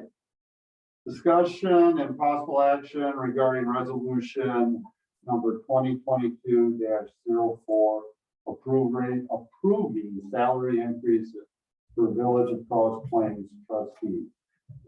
So, Bill, I'm gonna let you take lead on this. This is, so, where to start? So what we do is we do a service for the village. And we should be fairly compensated by that. So I wanted to find out from villages that had similar populations and were close within our region to, within Dane County and other communities close by, of what they're paying their town chairman and their village presidents, as well as their town supervisors and village trustees. So that's what you see in the spreadsheet. You got the whole spreadsheet, or you just Yeah, got 89. Page 89. the chart? Okay. So that's what you see in the chart from Mount Horeb all the way down to Black Earth. Is what I found. Some municipalities are paying per meeting, they're paying a base per meeting, some are just paying flat out, this is what you get per year. It really varies. So what I did is basically the last two big columns is I took what they're annually getting plus per meeting, and I averaged 2 meetings per month. And I came up with the values that you see of the town chairman, village president, and the town supervisor and board. Then I took all of those and I averaged them. So the average for a village president or town chairman is $4,572 change. That's the average. The median, which is statistically the middle of the range here of everything I found, is $3,075. And you can see what it is for the town supervisors and village board members as well. What that equates to is if you divide the average, so I'm not looking at the median, I'm just looking at the average. If you look at the average of all the data that I gathered, the monthly compensation for the village president would be $362.96. I didn't put that on there. The average for the town supervisors and village board members is $188.40. So in my proposal, what I did is I said, okay, first of all, the village board has not seen a raise in their compensation in well over 20 years. And I suspect if this gets passed, it'll probably be another long time before the village board gives itself a raise. The other part of this is we cannot give while we're seated in this position, we cannot give ourselves a raise in the time frame that we were elected for. So if this passes, if this passes before the April election, the next group of people coming onto the board would be the three village trustees would get, if we passed it, would get the increase in compensation for a year, while the village president and the other three would continue to get the same compensation that they're getting today. When their election comes up in April 2023, then they would move up and get, if we pass this, the compensation for whatever we pass tonight, if we do pass it. Does that make sense? Yeah. My one question is, okay, so like, let's say, this sounds stupid, but, okay, so for three that are running the are like now. Yeah. So let's just say you reran. So you reran and you got on in April, you would not get it until your next. No, I You would, would, yeah, I because would. you're running. So like for the next people, for next year, those people that would not get it, I would not get it until April next year, but if I ran again, then you could. Correct. Yeah, the bottom line is you cannot give yourself a raise when you're in office for that term. Right. It's called no midterm raises. Right. So because we have our stagger, the raises will always be staggered. There's no way around that. Kevin. Yeah, thanks for bringing this up, Bill. Again, I was supportive last time we talked about this a few years ago. I see it as just one other little potential way to get other people interested or thinking it's, quote, worth their time to show up to the board meetings and all the other meetings. It's not just board meetings, as you know, it's all the other committee meetings that we go along to. I think I'm on 4 or so right now. And I do them, but I think that others maybe don't and wouldn't, and so they hold back. So I'm in favor of this, and I actually think that the board trustees should be $200 a month, which is right on average with what you have up there. Andy. Yeah, did it on all accounts, and I literally was gonna say the same thing of $200 a month for the village board trustees. So I would move to amend the resolution as stated. Second, So, he moved, he made a motion, said I moved the resolution. oh, okay. So what was the motion? To amend resolution 2022-04 from $150 per month for every every trustee to $200 per month. Okay, and the same for the. And you second that, right? So all we're voting on is changing the resolution, not that the resolution is gonna be passed. So I have a motion and a second to change the 150 to 200 in the resolution. All right, so hang on, okay, discussion, Bill. So are you also wanting to change, what you can't, we have to have another, thing, but the village president was that 350 within the resolution. Are you keeping that at 350? Yes, I am. And how does that shake out with the median? Do it faster. So the 35. median, yeah, the 42. average, the average for a village president is 362.96. So right there. Pretty close. So it's pretty close to 350. Okay, then I would recommend we leave that at 250 and just move the village board trustees to 200 to be more in line with the average. All right, is there any discussion on this amendment? Roll call vote, please. Trustee Lucius, Yes. trustee Brochus, Yeah, trustee Calvater, Yes. trustee Hartman. Yes. Trustee Pomakowski, I'm gonna abstain. trustee Brown. President Lincoln. Yes, okay, now we're at So what we've accomplished is we've changed the 150 to 200. All right, Bill. So, I just want it to be known that we have to have, for this to be able to pass, this resolution to be able to pass, by statute, 75%, we have to have a 75% agreement. Of the total board, not who showed up, but of the total board. Right. Correct. You need 6 votes. We need also, right, we need 6 votes for this to pass tonight.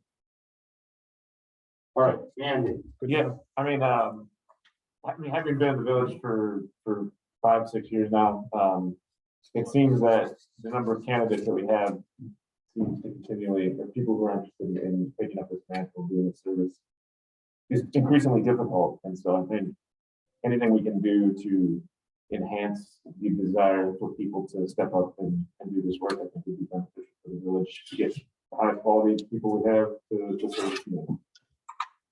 Okay, look, and just to follow, do you really think going from 100 to 200 is going to inspire people to run for village board? I mean, I think it's something to start. Well, here's where I'm coming from on this. I agree that we put in a lot of time and we should have some compensation. I mean, I looked at what I put in the last week and a half, probably close to 30 hours or so. But that, that's okay. But I just want to make sure we're doing it for the right reason. I don't want to go, because I won't sell it that now that the president makes 350, there's going to be 5-6 people going in because the money's so good. You want people, you're going to have people who still want a service. So the question is, what's the proper compensation for the service that they're putting into the community? And let me finish and I'll get right here. And then my second, I know Bill and I talked about it, and I know he's coming off the board and he really wanted to do this. I think there was probably a better way of doing this in steps. That's all I'm gonna say. That I just don't know if the timing's right. And, I'm sure we can cover this extra cost in the budget, but it's something that we did not budget for this year. So we're basically doubling the cost of that line item. What is that line item? About 7,000-8,000 or something like that. I don't. Exactly what this. We wouldn't, For this we year. wouldn't double it. It'd only be for 3. Three but- people going up $100 over 8 months. $3,600. Yeah, I mean, 8 months. 24, $100. Is that 8 months? Maybe 9. 9, yeah. So it'd be 27. Yeah, I'm just saying, it's not budgeted. This is, again, I appreciate Bill bringing up, he did great work on it. But there really hasn't been, community discussion or an opportunity for the community to respond on this. And I don't know what the community is. Maybe they won't even care or anything, but those are just the points that I would have done. I probably, if we had more time, I would have done it differently, and I certainly would have changed. And I will be in the future bringing up, making the change in the ordinance, so you don't need 3/4 to do this. You would only need a majority. But that's not how our ordinance is written right now. Oh, yeah, Candy was first. So. Oh, I'm sorry. Yeah. Yeah, I mean, I think just to reiterate, I don't necessarily think that this is gonna pull people out of the woodwork to volunteer their time to run the board and do the work that is contained here. However, at least maybe members of the board that are elected in the future will always feel like more professionalized in their public service through this increase, especially since it hasn't happened in 20 years. And then additionally, just to cut to the last point, there seem to be more people interested in showing up to the village board meeting on item 13. So the public was definitely aware and looked at the agenda and didn't seem to necessarily have any issues with number 11. All right, Bill. And again, the reason I put all this together was because I feel that we just need to be fairly compensated.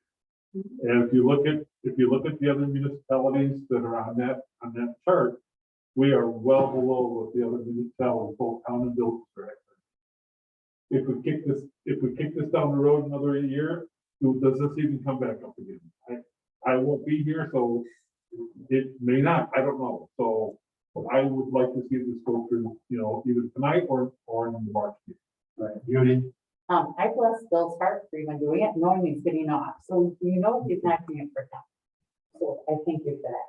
No, and I'm probably getting off next year, so it's not for that either, that reason. It's not for me either. It's not for any of us, but I do feel like when people say to me, that's why you make the big bucks. I'm like, oh my God, I'm volunteering. I feel like right now, when you take the $100 a month, this is a volunteer job more than a paid position. It truly is. So I do feel like to get raised just because they are so low, and it hasn't been in 20 years. I mean, our employees are getting raises, everybody else. And I will say not only about when we got the last raise, but if you look at Bill's work, there's no one that's paid less than us. We're at the bottom. I couldn't find anybody on that list that makes less than we do.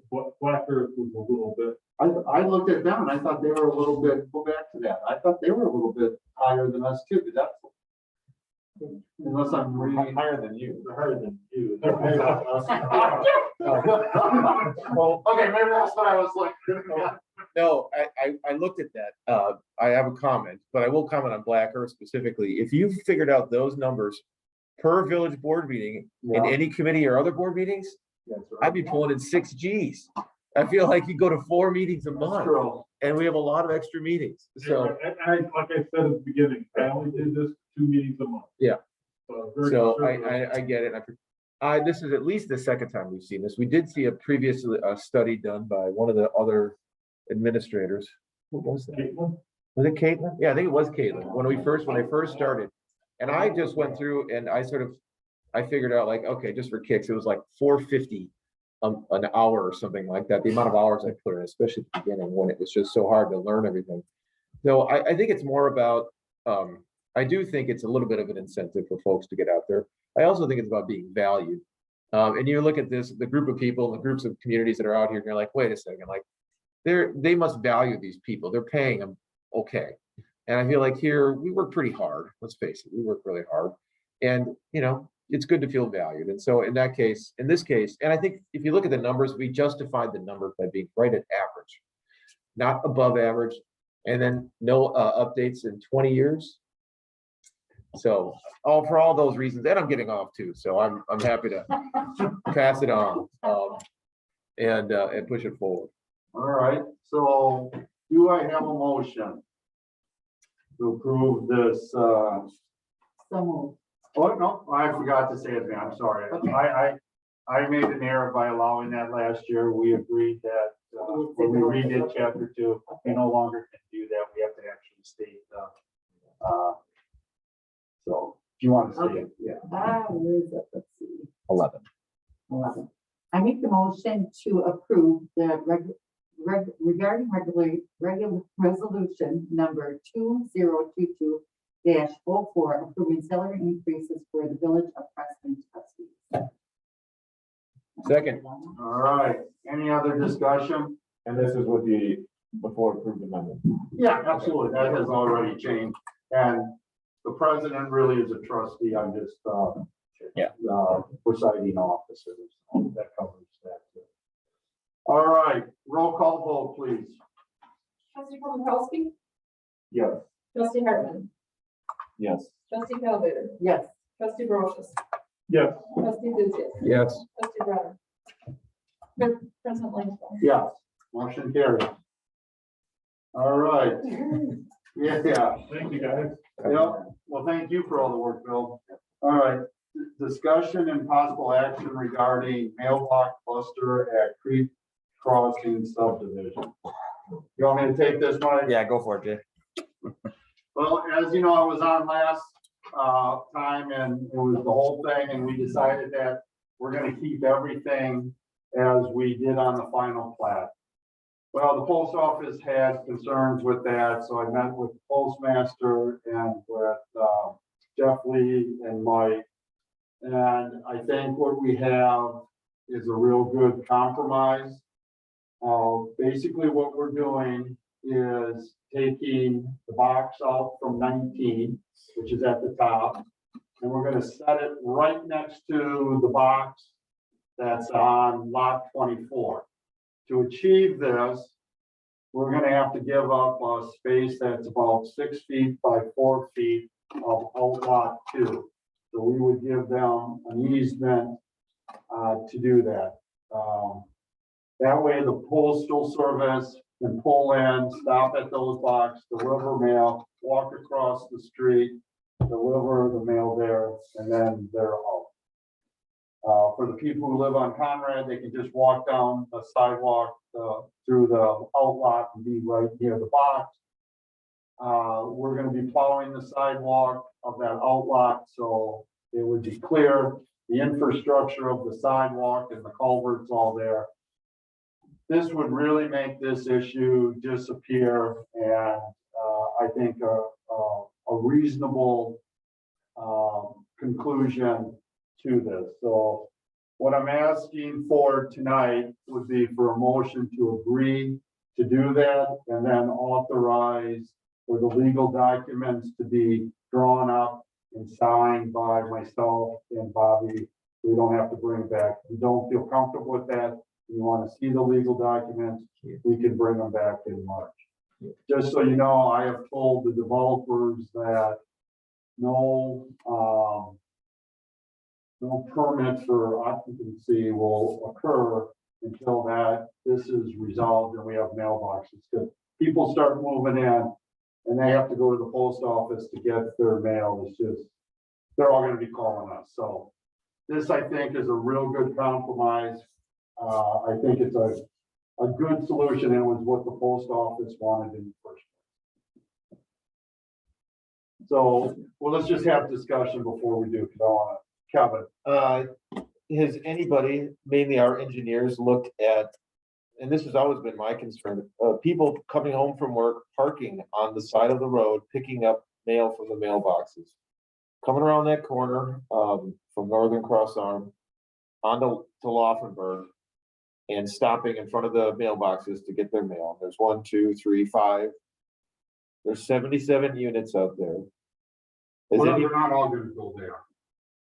Because there's another mailbox. Oh, that's right. There'll be one top. Okay. So it'll be the top. Here. You know that, and I went out there and looked, the nice thing, the thing that helps is you have the outlot there.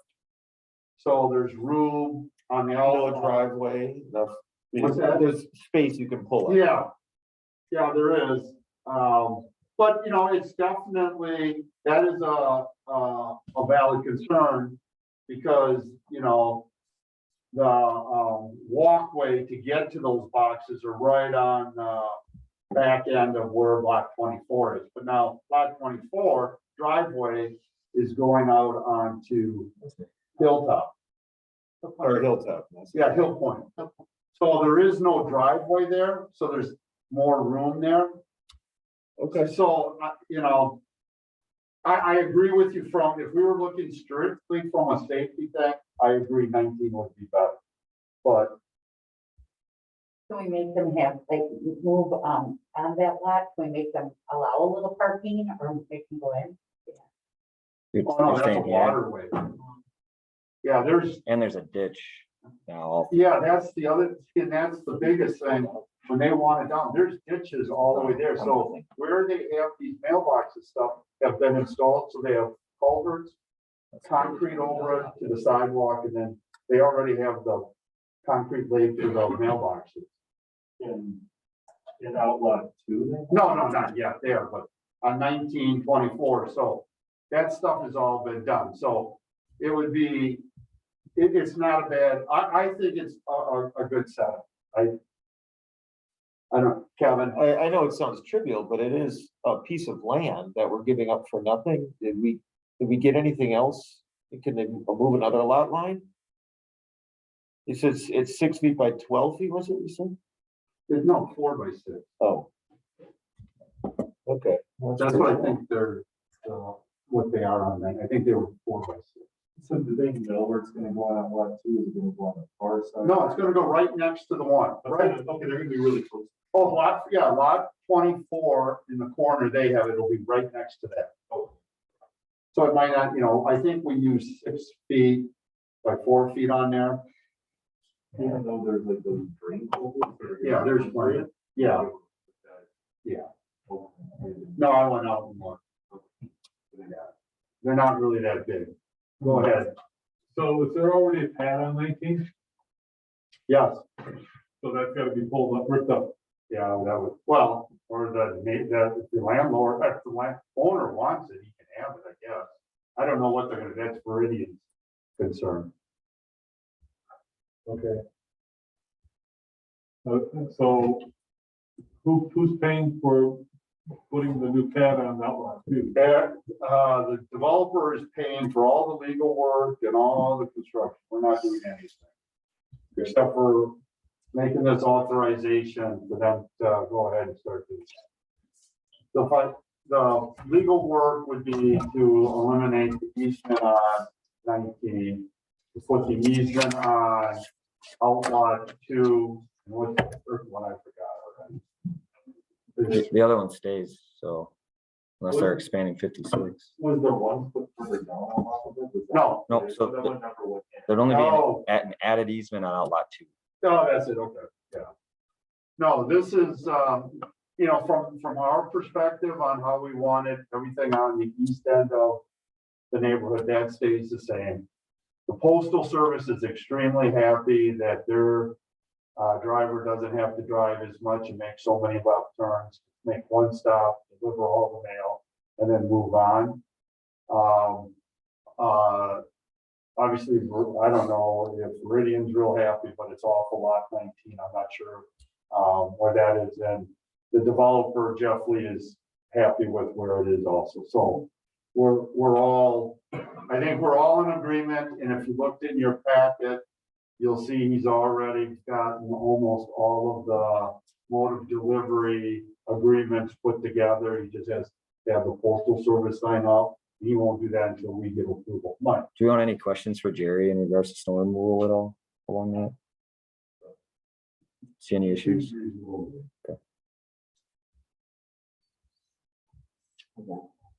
I guess if people are not comfortable with this, I would certainly take some suggestions on what the next step is, because I've actually run out of steps.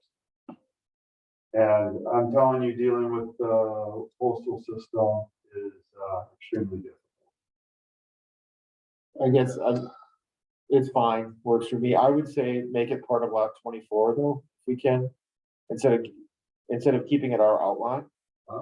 Because I don't want to have us to have the duties of mowing around it or doing anything to it, or if there's an issue with it. I would just say take it out of our outline. Okay. Add it to 24. I can live with that. That's a good idea. Everybody kind of okay with that? Yeah, it just seemed awkward to have it in that environmental corridor. Jerry, do you see any issues with that in regards to stormwater? Because there are stormwater pipes underneath that area. Yeah, but they're not close to that.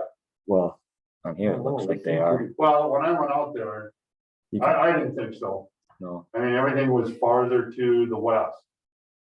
okay. But if Jerry wants to take a look at it, I mean, I'm not an engineer. I just walked out there and I saw the pad and I said, well, I'm gonna double that pad, take it to here. It's a lot you won't even know. I'm guessing they're gonna end up creeping into our area anyway. We're gonna be mowing around it. Whether that 4x6 area is deeded to lot 24, we're still gonna have to go up to the 4x6. Well, that's true, yeah. So Might as well I just see keep it. no benefit of requiring it to become a part of lot 24. And the mailboxes will be rusted away and need replaced before the culverts will need any attention, so. How about if I bring it up at the staff meeting and see what the attorney says for the pros and cons of that? Well, if we don't, then there's gonna be some sort of agreement to have the mailboxes with us on our property. Oh, no, we would do an easement to them. Okay.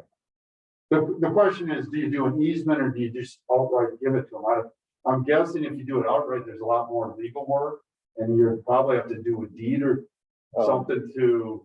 Might have to do a CSM. Yeah, I don't know. I'll ask. Just show up in the final plat, so I don't know. I just feel like easements suck. Yeah. Let me just check on that, and are you okay with just do whatever the attorney feels is best in the best interest of the village? All right. So, I guess 2 questions I have. Do I have enough just straw vote to go ahead with this? And do you want to see the legal documents, or do you want to give us the authority for Bobby and I to sign whatever comes back from the village attorney? Doesn't matter to me. Fine and fine. Yeah. Well, how are other people feeling? I'm fine with the first for sure. I can live with the second. All right. So this is coming back from all No, No, Okay. if you approve this and you approve Bobby and I signing it already, then That's good.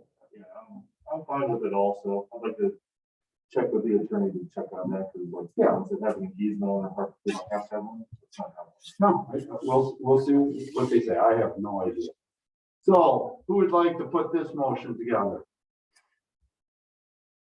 You want me to put it? All right, I'll make a motion that we move the mailbox cluster from lot 19 to the outlot 2 next to the mailbox cluster next to lot 24, and have the village attorney write up the appropriate paperwork to achieve this, and authorize the village clerk and village president to sign the appropriate legal documents. Second. All right, any other discussion? All right, all in favor, say aye. Aye. All opposed, the same. Thank you very much.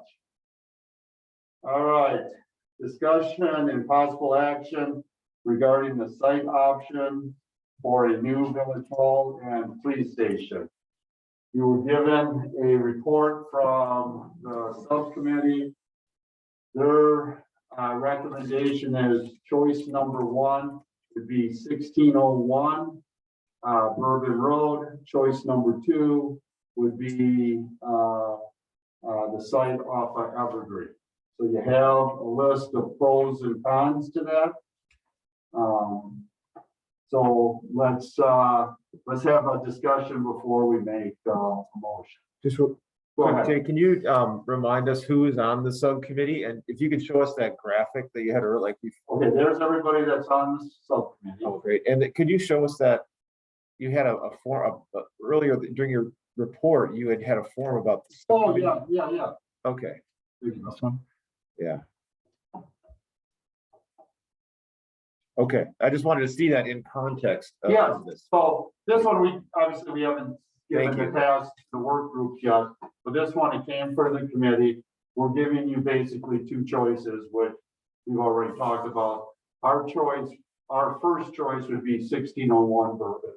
Our second choice is Evergreen. So that's what, and like I say, I'm not saying that with this doesn't necessarily mean we're going to do it on Bourbon, but we felt that we wanted to give some direction, because if you guys agree with that, then we'd start with the appraisal that we should, because we have an offer anyway into it.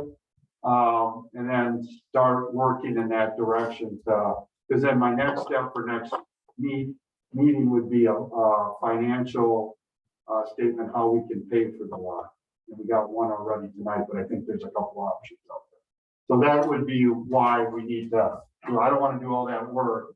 This is not the first option. So I have Bill, go ahead. all right, so I appreciate the people that spoke at the beginning of the meeting today. What their points of view are, that is super helpful. In light of that, I think that to me, it makes most sense to have this on Bourbon.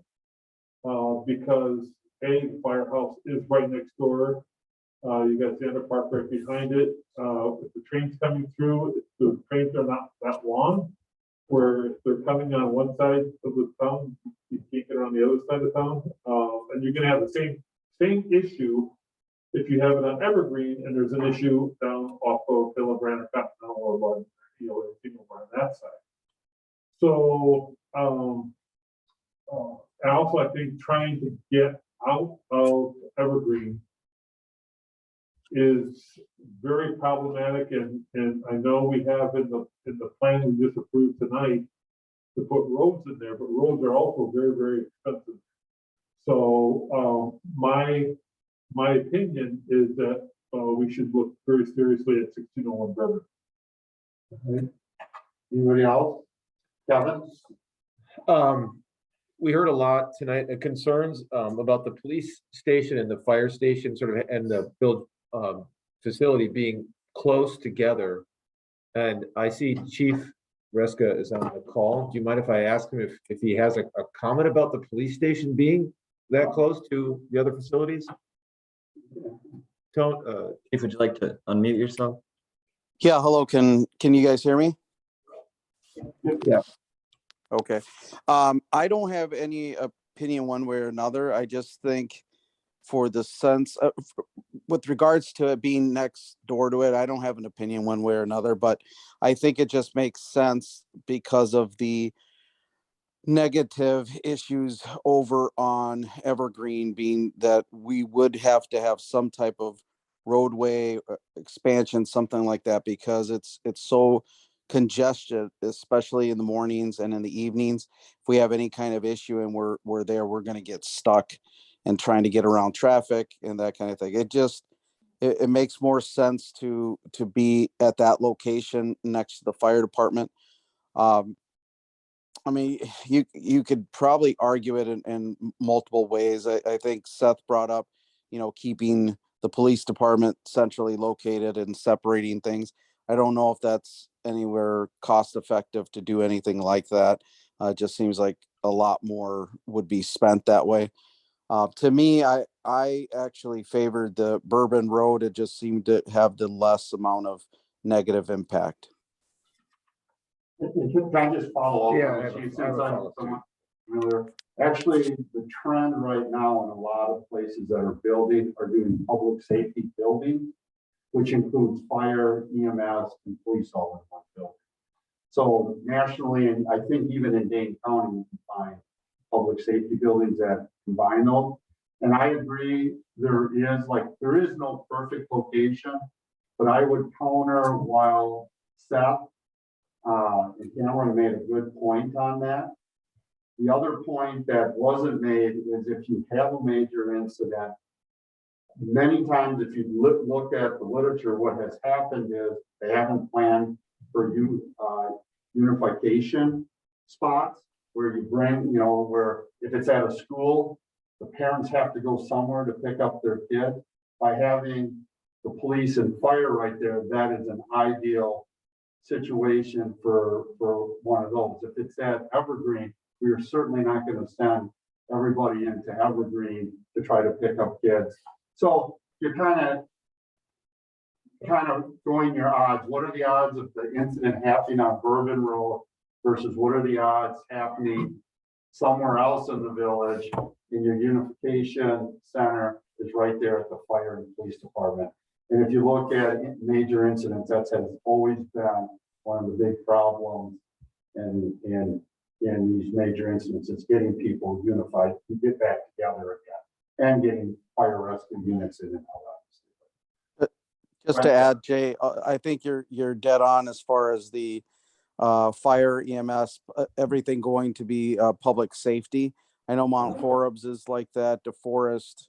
There are agencies like that even in Dane County, and I think others are looking at just having a central location for all EMS, fire, police, everybody coming out of the same building. Yeah, and just looking at the aerial and having been out there, is this lot big enough for both facilities? Has that been determined yet?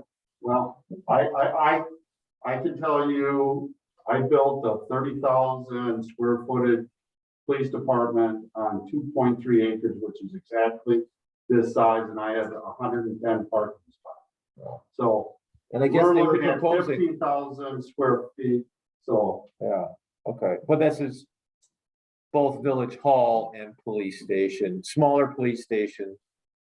But addition of Village Hall, so maybe the facility will be near the same size as what you're describing, No, I think, I mean, I had, smaller? no, 89, I had 89 employees, Yeah. right? Oh. And you had a community room and you had a lot of big spaces and offices. No, I would think, we've done an analysis and I've asked staff, and I'll be doing it again Wednesday.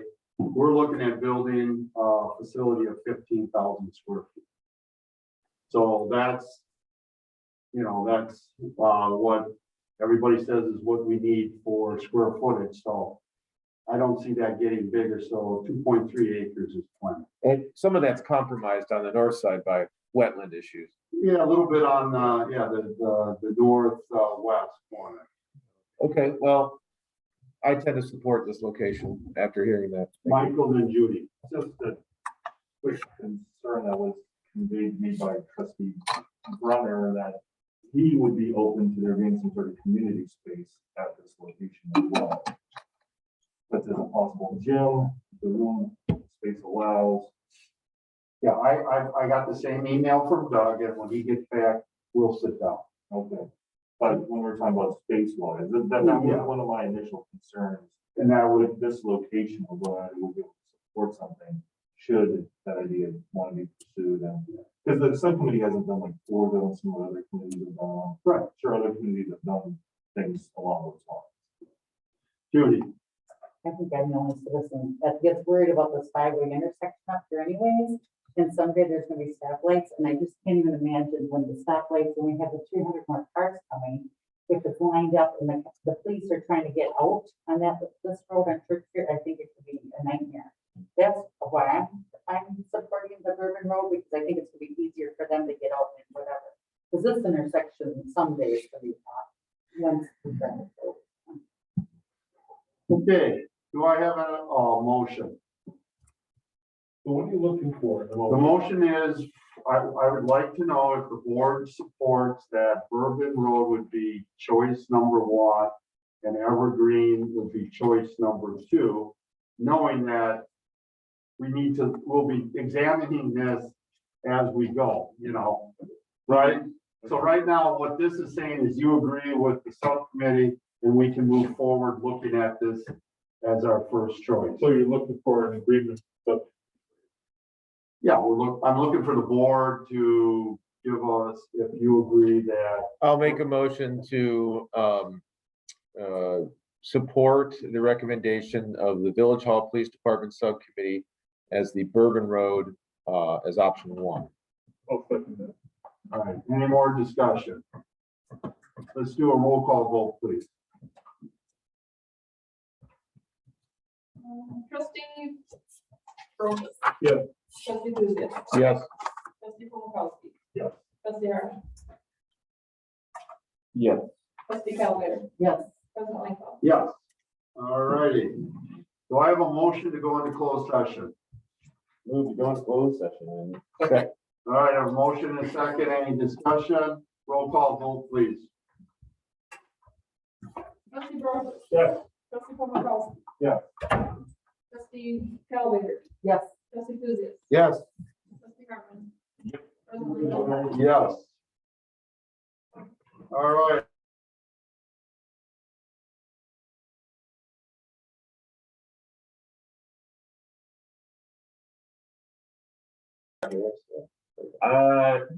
We're good. Oh, we're good? Thanks. All right.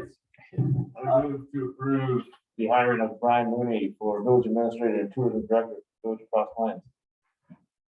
Second. All right. All in favor, say aye. Aye. All opposed, same. So moved. We have ourselves. All right. I make a Go- motion, Okay, go ahead. make motion to adjourn. All right, do I have a second? All in favor, say aye. Aye. All opposed, same. All right, very good. Excellent meeting. We got a lot done. A lot done.